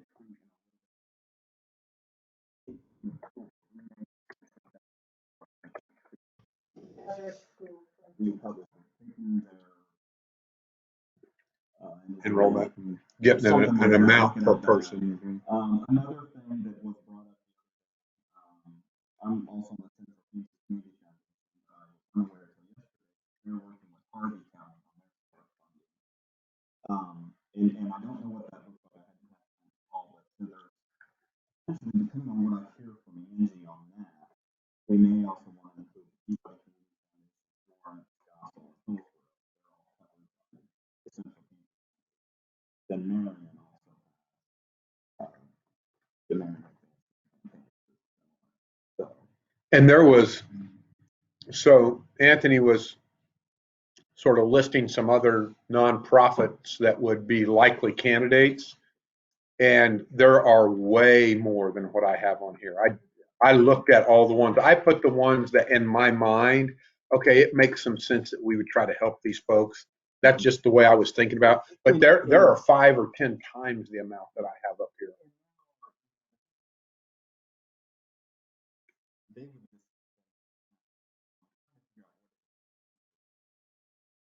What am I doing? Because most of these, food banks, hospitals, we get money for their Yeah. And they have to make sure that it's COVID related services and that they'll have, because some of these may not have a lot of expenses, whereas a nursing home, you have a lot more than, say, the, I don't know, one of those.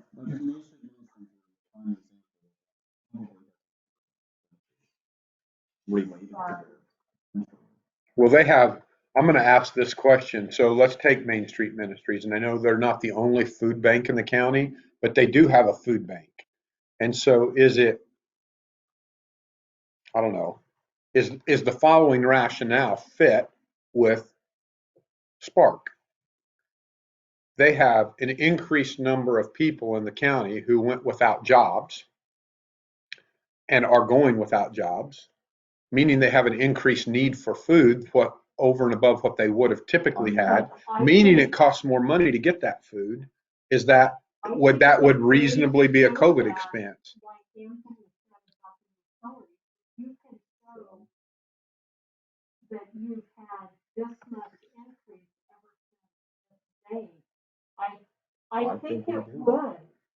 That's that's why I put them up there, is it just Yeah. seemed reasonable to me that there would be some need there. Yeah.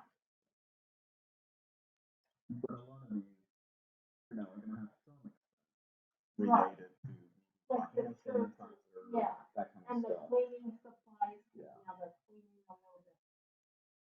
Or if they're, Supposed to. you know, so maybe we don't have to clean. Well, to your point, and I realize that phases 2 and 3 may address some of this for our organization here, but to your point earlier about the change in the ability to potentially count some salary loss, we've had an enormous amount of person time given to this. It's incalculable, and it leads to a lot of revenue loss for us. Right. Because we're talking about people who could otherwise be doing work that would have generated higher enrollment for us, would have generated Well, more that's fundraising on for the- us. And, you know, I know that. Well, we figured we'd consider what we come up with for nonprofit eligibility, and we assumed that we would come underneath that and that we would potentially be applying for some of that. That won't near cover what our losses are, but we are also looking at, and Randy's pointed this out, that nonprofits have a shot at some other funding in phases 2 and 3 potentially too. So yeah, enough said on that. I mean, our organization in a lot of ways mimics these people up here, except to be honest, it's even more intense because our students don't go home at night. Yeah. And so, right. And look at the physical plant. So yeah, If you guys, well, you have a shot, I mean, the schools are all getting a big chunk of money. It appears that we might be. I'm going to have to keep researching that. But you know, 74 million sounds like a lot until you start dividing it among a bunch of people. Right, that too. So, but that's unpredictable right now.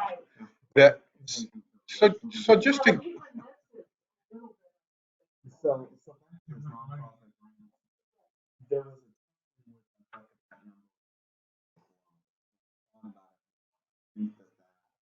482,500,000 number could potentially all be used. Oh, well, just to give you an idea, just in refunds to students, because we quit having school at March 15, so they didn't stay on our campus anymore and they didn't eat in our cafeteria, but we still paid all those bills. Just in refunds to students, we lost $1 million before fiscal year end 2019-20. Before July 1, just in refunds, we lost $1 million.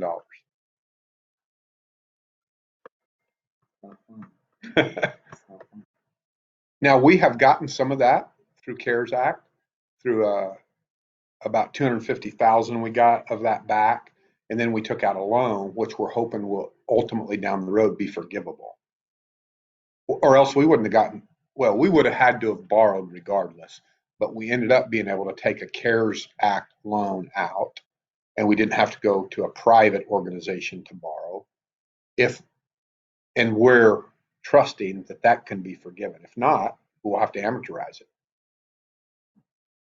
And so what pieces of that would we be able to come back now and potentially get some, some funding for? I don't know. We'll have to wait and see. With the amount. Okay. So oh my, yeah. I've played with the numbers enough to feel like that they're in the ballpark, but I'm still open to changing some of them if you guys see something.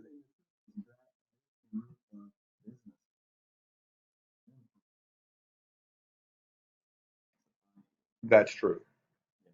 And I'm not sure, you had 3 Not well, on nonprofit, but there's 2 there's and 2 bodies and 1 and one in and also, yeah, so seven, there's two in Marion. There's two in Yeah. okay. Well, one through like to the hospital. One from the hospital, but it's still. Okay, okay, so two there. Sorry, I couldn't find, So there's seven. yeah. So Marion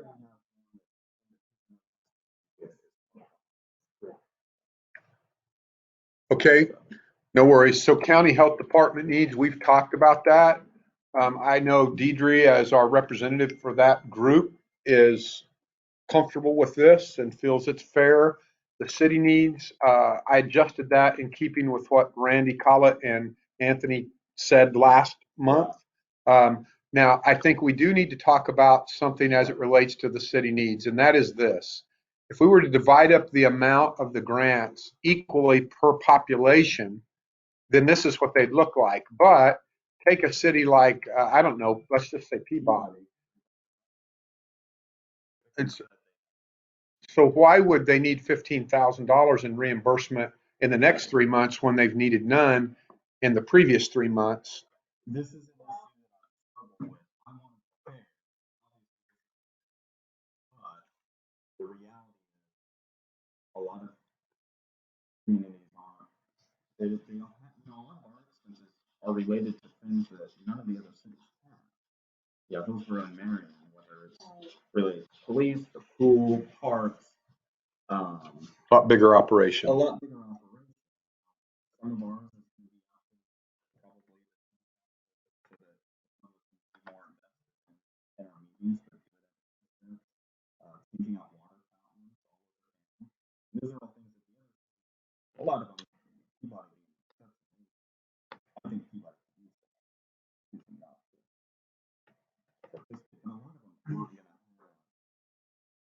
I hear you. the expenses, but I still want to, if they have any, I want them to have access. The cities would just, they all need fire equipment and stuff like that, but that doesn't happen. Right. It's one of those, but I do want to be fair, and this is the fair, but are we able? Well, the library is on the other, because I know the library.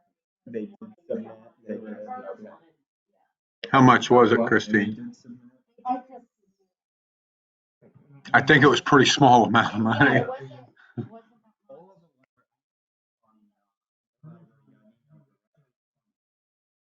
them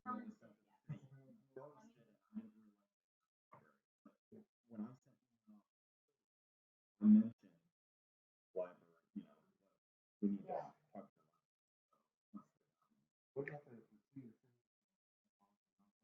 to Yes, nonprofit. Yeah, that'll be. So Anthony, and I'm sorry, everybody, I keep talking loud because I want to make sure the people here can hear me because they for sure can't hear you all. So Anthony, as it relates to allocations for the cities, it's somewhat obvious that certain ones of our cities in the county have not requested reimbursements of any significant amount up to this point. And so what makes us think that they would request reimbursements going forward for the next 3 months? They probably won't. And we don't want to just leave the money on the table if there are needs, especially. So Anthony, and I know Randy's on the call too, do you guys have a recommendation about how to triage some of that and be able to be adaptable as we go?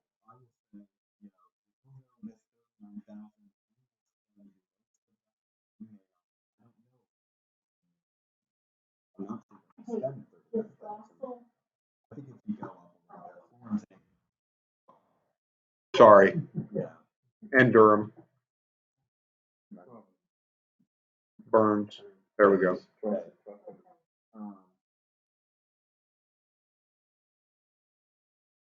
It's gonna be COVID related. Right. That's what I'm qualified. Well, if So they let have me maps, ask you this. So it won't be, say you're here, you know. Peabody, for example. You're If in Peabody $15,000 decided $20,000, if $15,000 and they get to the point, we just want to donate $15,000 to our school.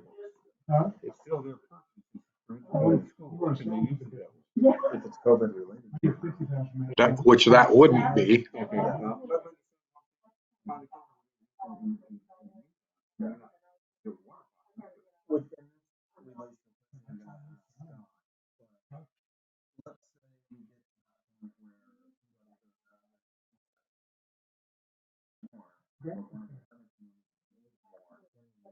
Can we pivot? Yeah. And let's say a lot of the community don't need some money and we've been full through. We don't need any more. That money just goes to some other. Okay, so it It does. all falls into the same group. And it can be dispersed. That's right. Give that body back now. But we are being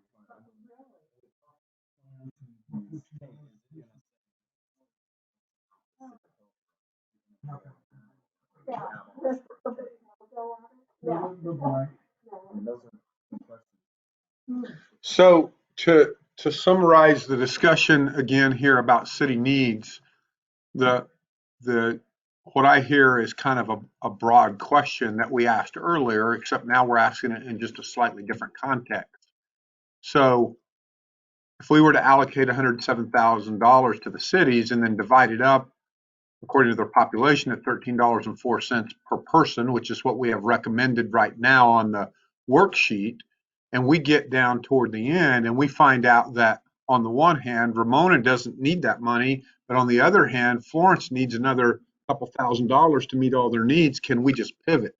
Here's my instinct on that question. My instinct is yes, because what I think I've gathered so far is the detail on the direct aid plan as it relates to city needs will not in any way include this.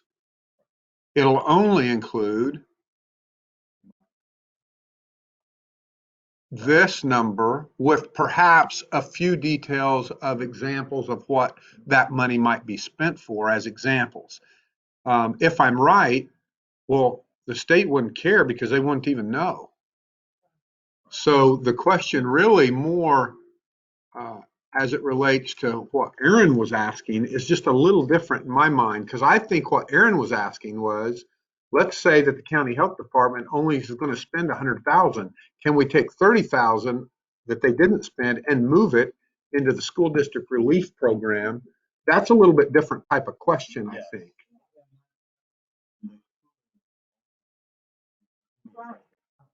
Exactly.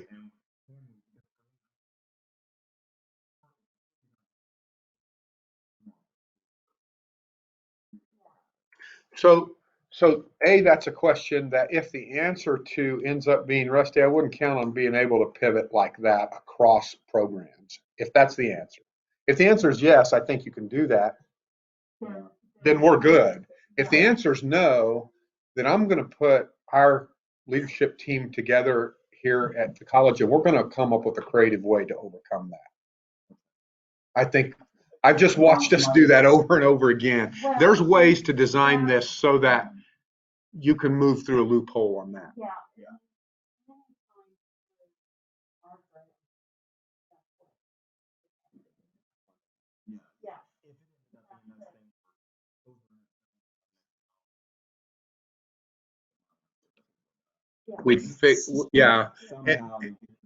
Yeah, right. So we'll figure out a way to do that on here, I think. Or at least we'll come up with some ideas.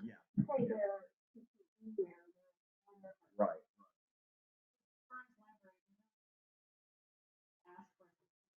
Mm. A new tower. Which doesn't qualify. Unless they can, only that it's COVID related. And They can. we're gonna have set up pretty quick. It's similar to you guys' setup. We're 99% Well, because yeah. we're gonna argue. Mine did theirs. Right. It protects the public because Also part of phase two or round two falls into that internet development in rural areas. In more robust internet offering. Yes. Yes. what if as part of this direct?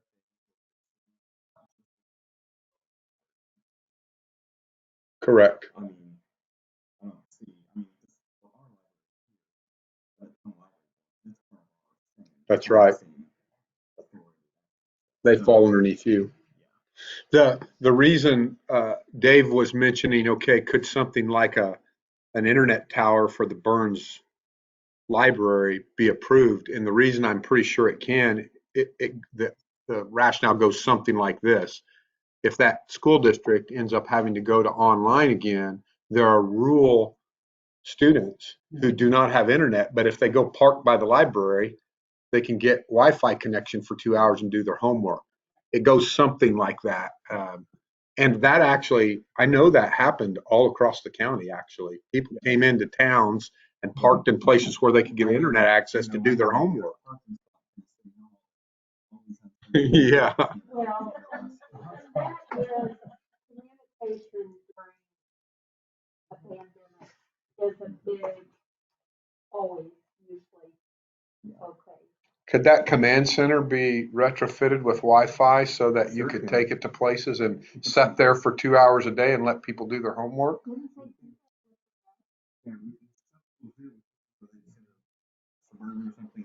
Mhm. Same theory. We do the same thing. We put a Wi-Fi key sensor, turn it on and let it go.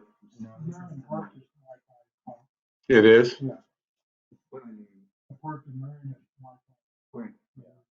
Well, one is in that Durham is Been there. Wi-Fi is so bad. Been there and experienced that. The best quality behind the school, You know, that's one of the best signals in that town. Yeah. It's only about 3. That's the best signal. So that's where all of So- them, those that's why folks had to it's go. the school park there, people who were young kids, the park there. Well, so- Okay. That's the trend we got used to that too. Because it's designed to run computers very. So insofar as we're able to talk about what we know and don't know right now, Anthony, are you comfortable with this as an approach? Okay. So the fire districts, that's a small number, and I think that covers, Randy, what you've been told they think they need. Yes. Only 2 departments. Okay. And the county general needs,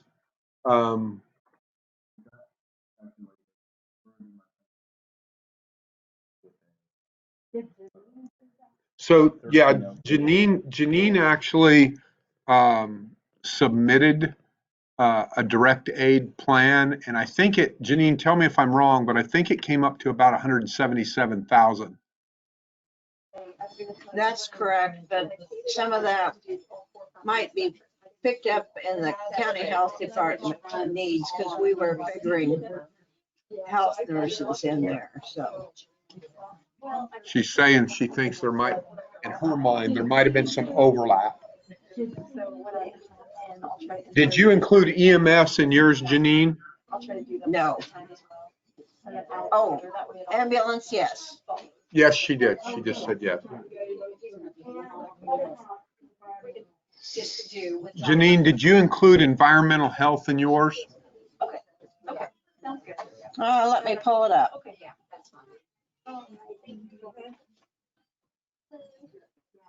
And as you're pulling that up, Janine, I'm going to make a few comments to the group. Once these detailed questions get answered, once again, keep in mind, now this is roughly 130,000, but we're out of money. And so remember my opening statement was we weren't going to be able to meet everything that was requested. So I got people in the ballpark. Is it enough in the ballpark? I don't know if it is or if it isn't, but just reminding you of my approach to this. And right now, this plan would have us with $7,000 remaining. So we could move that $7,000 into this to help this number out, get it a little closer to 177 if that's something we chose to do. Right now, Janine, Deidre, and Christine are looking at that spreadsheet that you submitted, and Deidre's kind of in her mind, I think, checking it against what she has in her county health department needs requests.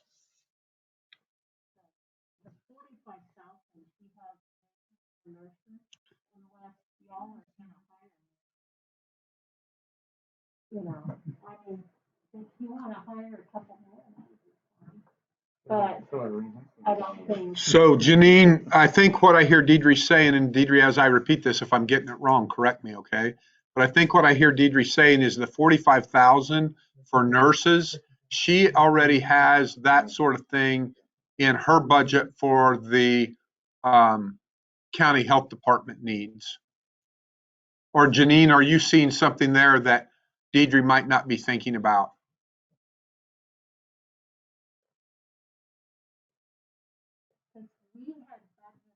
I think we included other personnel problems.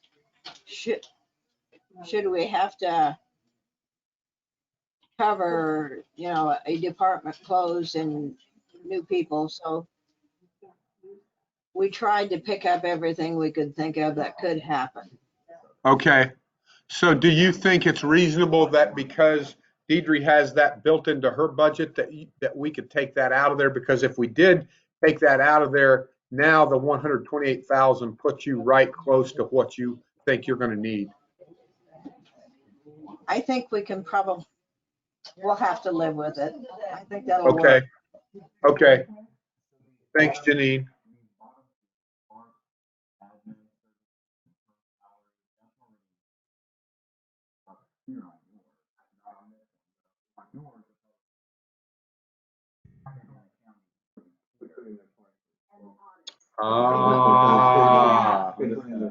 So there's plenty of money then, Janine. And here's what they just discovered, Janine. Can you see my screen right now?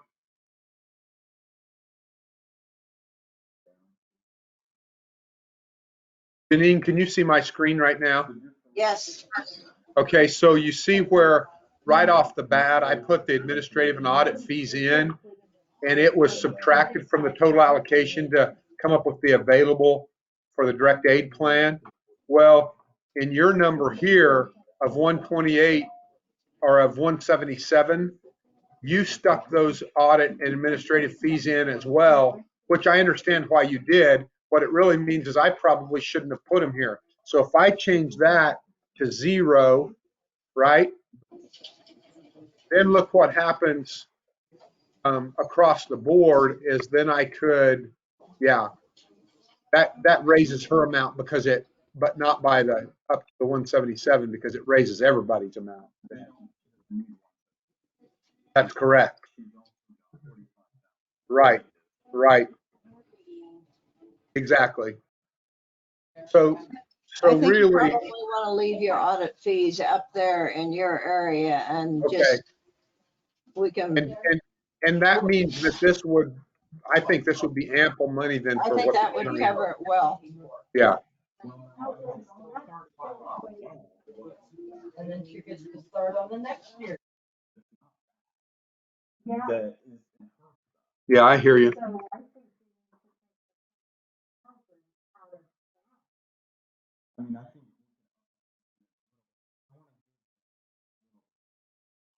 Well, give me a second here, you guys. So by your calculation, Anthony, the 177 minus what?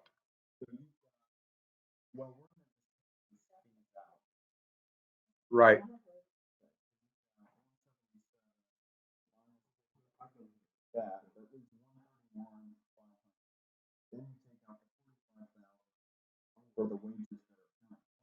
That's 87. So then that would do it then. But notice what that does here.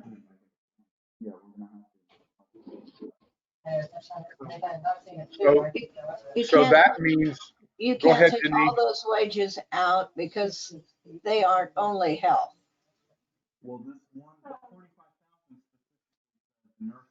The 45,000 for nurses is what they suggested taking out because Deidre has that covered already.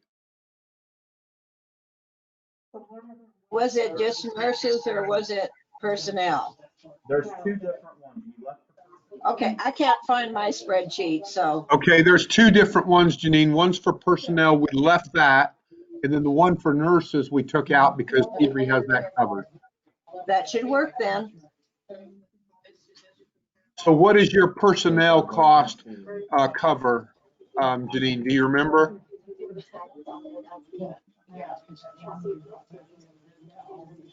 That includes,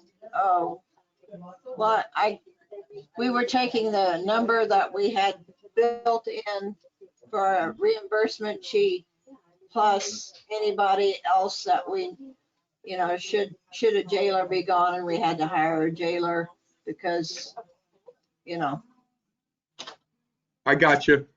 So essentially what she's saying, you guys, is that there's anticipated potential need. It's a cushion. That's essentially what she's I'm saying. okay with that. Yes. That would take care of workers' comp too. If an employee, God forbid, It's a good point. would that, I mean, workers' comp, because you would have in the budget one jailer, but if you have to hire one because one is gone, that's a Yeah, COVID that's matter. kind of what Christine's saying too. Yeah, Janine, that's making sense. So the other thing, Jenny, you might think about is Scott sent a email about a one-time salary, I can't remember what he called it, adjustment. So are you including that in there? Like for those who put for overtime who are technically salaried, but they didn't get paid overtime? Janine, Deidre's question is some of that salary personnel in anticipation of the possibility that there'll be some overtime for salaried people? Yes. Specifically, like Randy.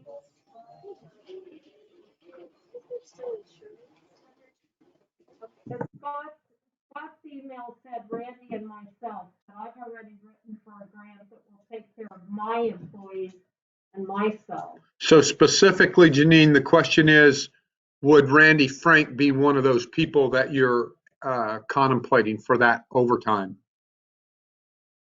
We didn't have those figures, so no, we did not add that in. Because there'd be Deidre and Randy that would qualify for quite a bit of that. Well, I've already got mine through a different grant. I mean, I haven't received it, but I'm hoping I'll get it. Well, so what Deidre's saying is that she is hoping for a grant that would cover any overtime that she has to put in. And what that all tells me though is, listening to all that there's enough cushion there to cover things, right? That feels okay to me. And then still have a little bit for unanticipated things that are likely to come up. Right. So then that puts us with $39,000 that we can now distribute over the course of this plan. So I propose to the committee, where do you think we want to start distributing that?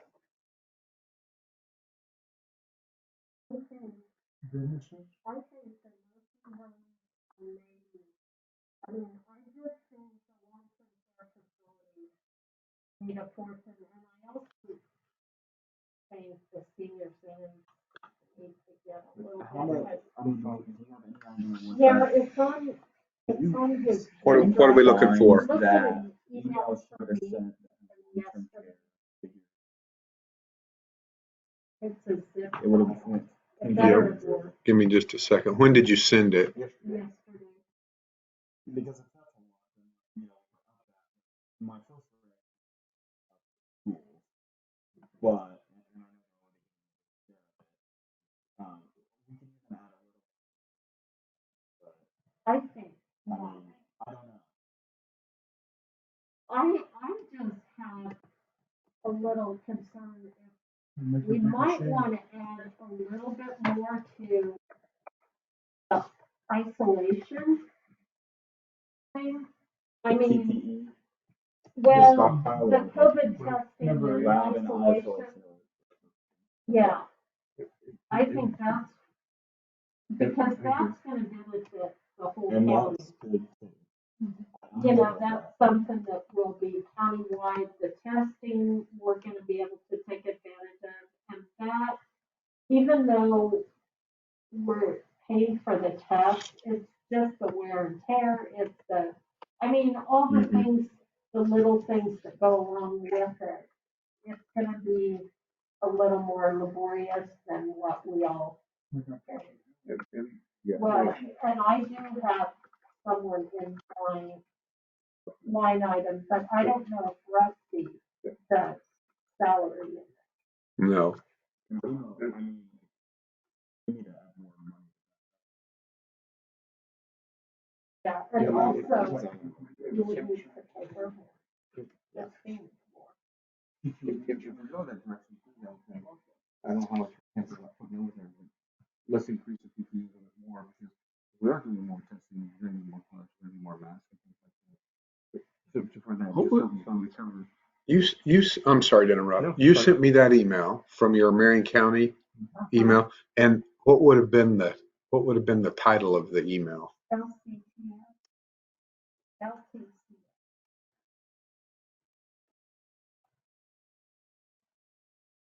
Are you sure you sent it to me? You were in my office. She told me how to. I told her how to make the file. I don't know how to email it to you, but.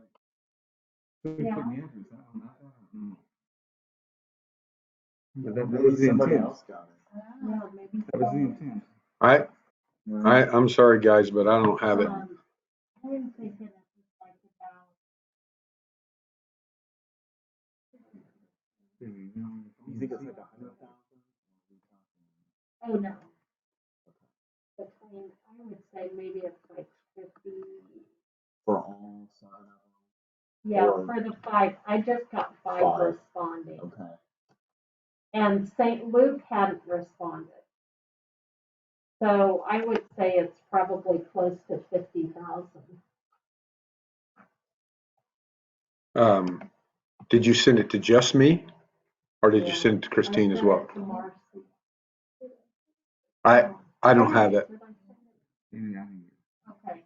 Sorry, but so let's go with your rough estimate of 50,000.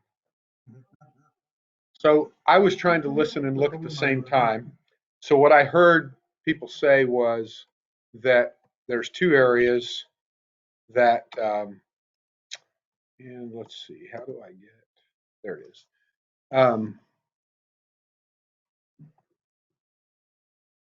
Do businesses have a lot of, are they going to be getting a lot of relief? Or have they got a lot of relief? Because like the schools are getting other avenues, we're getting other avenues. So They're not. maybe. They're not. You get maybe $5,000. Yeah. Yeah. It varies from industry to industry what they get. There have been a lot of programs. I mean, even this one has COVID. Right. Or you can show, loss of revenue, loss of income due to COVID. So. Now, see, that makes that whole world a little different. Right. Yeah, like There's been a lot of that. Yeah. Yeah. That's this one. So with that in mind, then yeah, maybe we need that up to the business. Yeah. I mean, most businesses Yeah. have that problem. Hey, so I'm having technology problems here and I need to verify something. Janine, can you still hear me? Yes, I'm here. Okay, so can you guys see me? Because I can't get my camera to show up here on my screen, and I just need to know that on your end it's working right. I see you, yes. Okay, all right, good enough. So the conversation around the table is, what do we do with the 39,000 that we have remaining in our plan? And so the conversation has gone from potentially increased business grants to potentially increased nonprofits so that nursing homes can get some. Do we split the difference? What do we do? Yeah.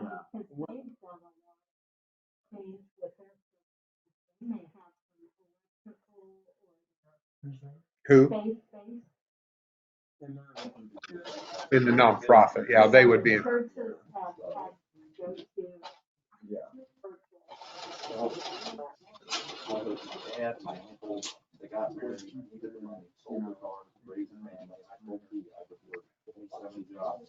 Whoa.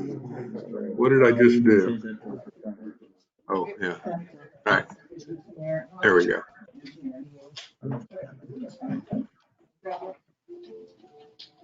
There we go. It's only one up. Well, we've got $500,000. Yeah, Martin, we didn't have that. It's kind of like, no, it was kind of a goldish color. And maybe the hospital room stuff was 50,000. But I said, so Yeah, I know. I'll fix it. you're at 170,000. And I think that we can take care of it. So I'm okay. So I split the difference of, what I did right now is I split the difference of that 39,000 between business grants and nonprofit. That opens up some about 15,000 more dollars for businesses to be helped, and it opens up about 15 more thousand dollars for nonprofits, whether they be nursing homes or whatever, to be helped. And that takes us down to pretty much having used all the money. No, Well, now I'm thinking, I did not.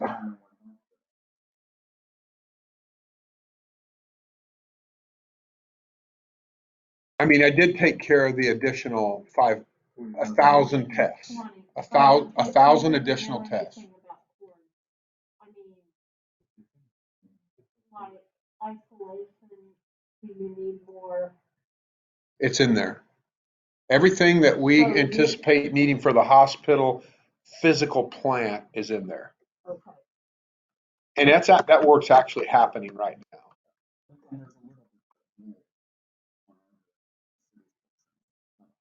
Mhm. Okay, so just, so that's covered, because that will benefit. Mhm. Yeah.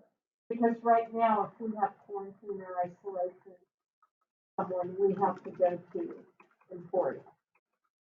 Okay, so here we go. I'm going to go back to basically to the agenda that says our next thing that we need to do is entertain a motion that our direct aid plan, as general as it is right now, and we may end up having to put more detail to this if the accounting firm asks us to. I would entertain a motion that the task force approves this as what we move forward. I'd make that motion. Aaron has moved. Is there a second?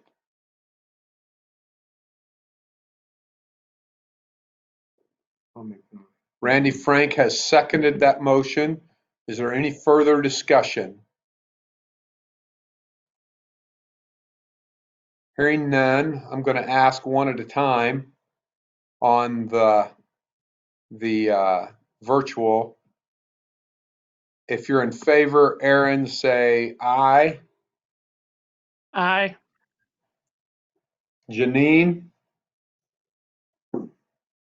Want to make this up, Mary? If we don't need to move what we have on the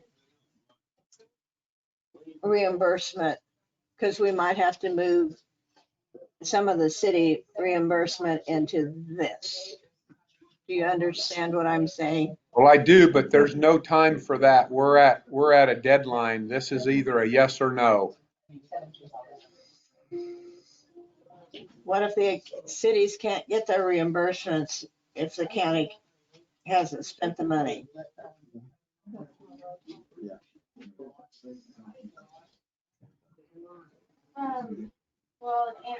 Yeah, the accounting firm can certainly redirect the county commission on what they need to do. But for a task force's job, I think the question is, have we done the best work that we can do? And so you'll have to decide whether you want to vote yes to that, Janine, or no to that. Well, I like what we have done. I think it's very fair. So is that a yes? Yes. Okay. And is Lloyd on the call or is he off the call now? I think he's logged off. Okay, so around this table, all those in favor say aye. Aye. Any opposed, same sign. Motion carries 6-0 because Lloyd had to cut out. Now I'm going to entertain the same for the reimbursement plan, which we looked at earlier. Seemed we had consensus on that. Is there a motion that we approve our reimbursement plan that gets moved forward? Anthony has moved. Is there a second? I'd second it. Aaron has seconded. Is there any further discussion about the reimbursement plan? And I will just note that Janine has indicated that she's not sure how the accounting firm will look at all that. That's so noted, Janine. And I'll repeat that they may redirect the commissioners from our plan a bit based on the way they compare what we're submitting to them to the rules of the game, so to speak. So I've noted that.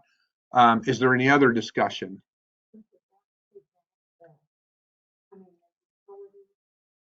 That's still in there.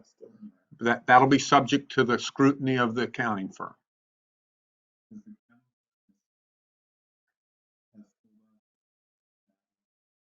They have.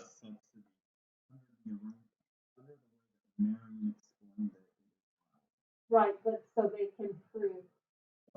They will have to prove it. And that's what Made Anthony, it different. So Yeah. then, so we're approving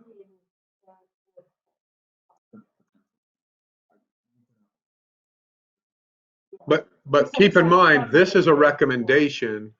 The commissioners have to finally make a decision. And so if the accounting firm says, hey, county commissioners, you got to change this, the commissioners are going to have to deal with that. Does that make sense to you, Dave? Okay, so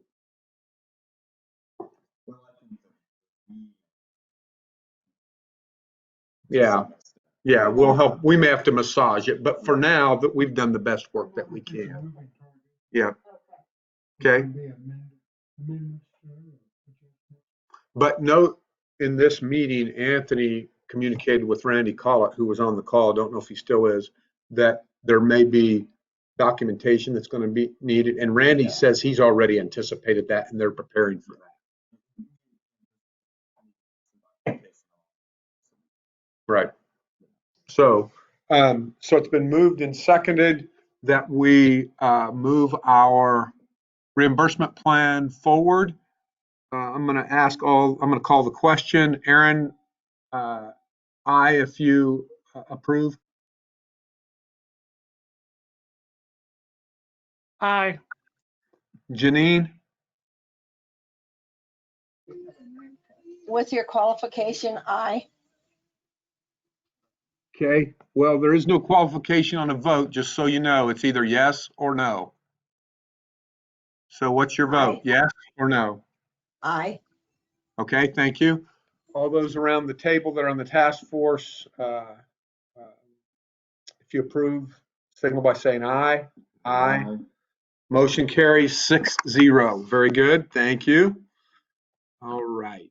So we want to talk timeline a little bit and then we'll be done. I can't tell. Randy Collett, are you still on the call?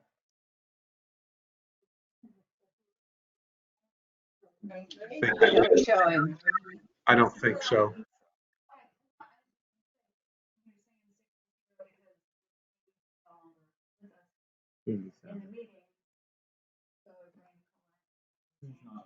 He's not on the task force. Yeah. Yeah, no worries.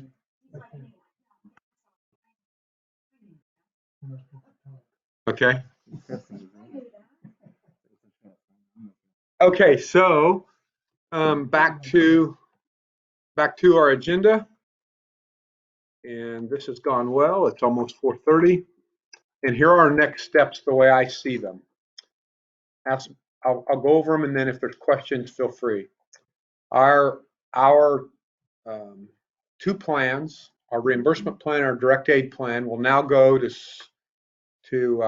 Swindoll, Jansen, Hawk, and Lloyd for review, revision, and proper formatting. Christine will work directly with them on that. Please include Janine on all that, Christine, as you're working back and forth. And Christine and I will work together to be sure that happens in the next 48 hours. When it happens, you'll all be made aware. Then the plans will come back to the task force for consideration. And what I'm asking, I haven't asked them yet, but what I'm going to ask Scott Lloyd to do is to do a virtual Zoom with the task force to say, hey, here's what we're seeing. Here's what we're suggesting for you guys. To Anthony's point, if we have to massage it after that, then we'll do so. I'll confirm the time and date with Scott about when this will be, but it'll be a Zoom, okay? Then from there, the plans will go to the commissioners for final consideration and approval. And a question I have for you, Dave, is who needs to be available at the commission meeting when that commission meeting happens in case there's questions that the commission wants to ask a representative of the task force? We can either do it in person or we can do it Zoom. Right. And so maybe what I'm really saying is I would try to make myself available. Do others want to be available? What would you as a commission prefer? If at least two of us did with everyone invited, would that be good enough from your perspective, Dave? Okay. And so what I'm going to need to do is to have the commissioners set up a special meeting for this. Dave, do I hand that to you right now? How do you want me to handle that? So just reach out to Tina. Could you note that for me, Christine, please? Thank you. That's a good question. It's going to depend on how Scott Lloyd responds to my request for him to do his work and then to do a virtual presentation to us. So I'll have to wait and see. On vacation or what? Well, yeah, but he's doing a meeting with us on Thursday. Okay. From Colorado. Well, I'll reach out to him tonight and He's online. okay. All right. I'll try to get it. When I say 48 hours, that's the reason I said 48 hours is because I want to visit with him before we send him this information. Okay, so we've got that in mind. And then finally, once the commissioners approve whatever they're going to approve as a reimbursement plan and as a direct aid plan, then Janine will take that and file it with the state of Kansas. Janine, do you agree?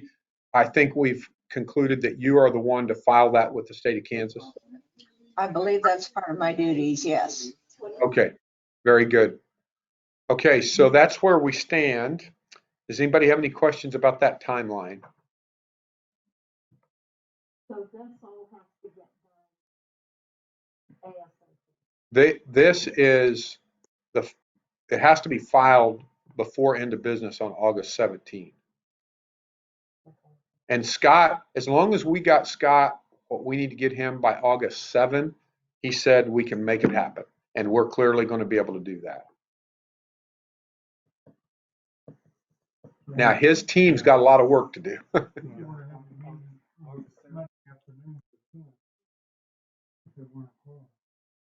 With who? With the commissioners? Oh, well, I don't think Scott's going to be ready by the 10th. I mean, I'll wait and see, but I don't think he will be. Based on, Christine, you were on the call. What do you think?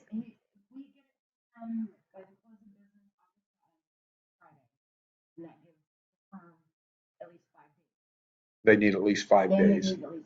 It's what he originally told us. Well, since we're getting it to him before the 7th, maybe he can move that up a little. I don't know. We'll see. Because I think we are beating most of the counties to the punch by a few days. Yeah. Maybe not all of them, but he's working with 15, and I think 90% of them are behind us.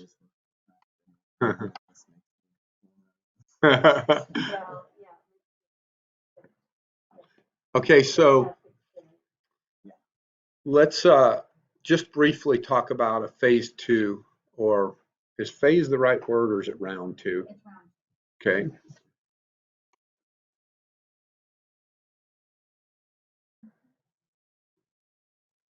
Okay, so I think this changes what we do pretty dramatically. And I think it gets a lot harder, to be frank. And here's what I mean by that. Now, I could be wrong because I haven't dug into it enough. Christine's going to help me dig into it more. But here's my sense. What we've done so far has mostly been cut and dry. We haven't had to, although we're going to have to with the business grants and the nonprofit grants, we haven't had to contemplate strategically what's the best thing to do much yet. We've depended on tactical input from organizations in our county. And we've just said, we're trusting them that they have a strategic eye on what's going on, and they've turned in tactically how to support those strategies. And that wasn't that hard, to be honest with you. Now, I'm not saying the work was easy, but in terms of the thinking and the debate that has to happen when you get into strategy, I think that's what's going to happen in round two. I think that now you're going to have funding that's not going to go around, and you're going to have to decide. And so it's going to be more of a leadership challenge, is what I think. Does anyone know enough to know if I'm on with that?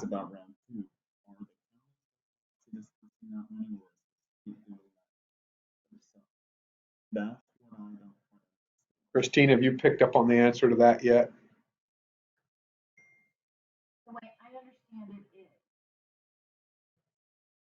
we send everything to the state. State goes through it.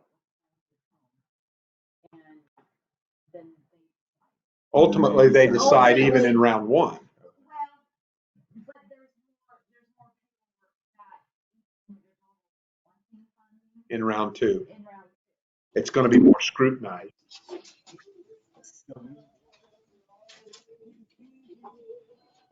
But I think we're going to provide more detail.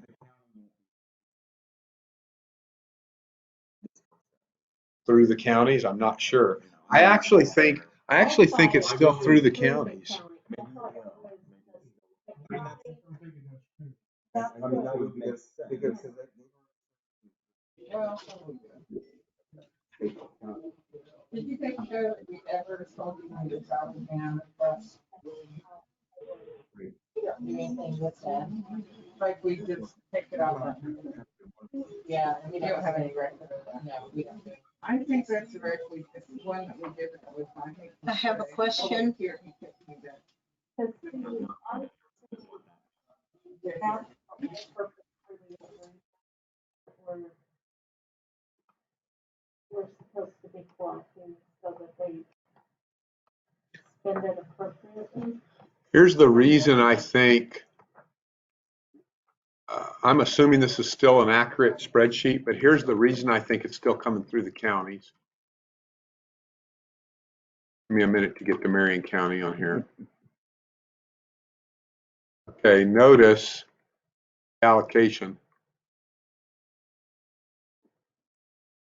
You know what we're working with right now? Well, there's a lot more there that we haven't started working with yet. I'll have to go back up here and see. That's the county population.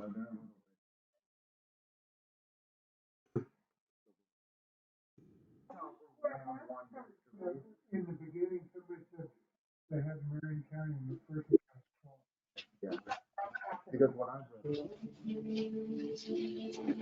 Okay, so this is just round one then. I got you. Okay. Gotcha. Okay, gotcha. Thank you. All right.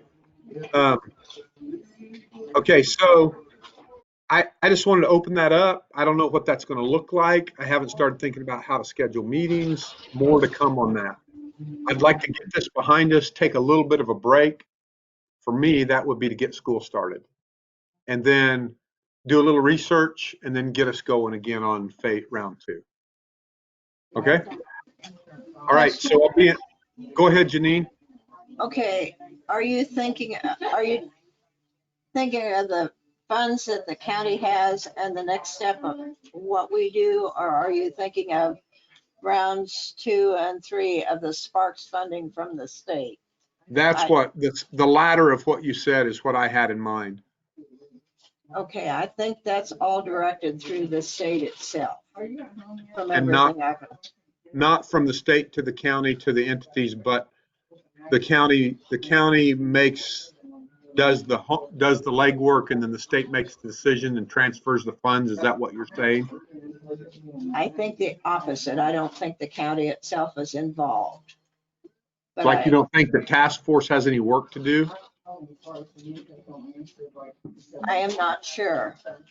We have to see through this funding of round one, but I'm not sure how involved we will be in the others. Okay, that sounds good. Scott Lloyd told me different than that. But Well, I'd go with what Scott said then. He's yeah, less involved. Scott told me very clearly that let's get round one. Here's how he worded it to me. Let's get round one in order. Then you guys as a task force will be able to take a little break, and then we'll gear back up for round two. That's what he told me. Now, We better enjoy our break then. so we'll see. All right. Well, I think we're going to adjourn the meeting. Thank you, everyone. We got a lot done. What's that? I'm waiting until I know from Scott what his timeline is. So I will be in touch about next meeting date, and as it relates to hearing back from Scott, and as it relates to the commissioners. So blessings on everybody's day, and let's pray for no COVID positive tests tomorrow with our football team. Thanks, everybody. Bye-bye. This conference will now be recorded.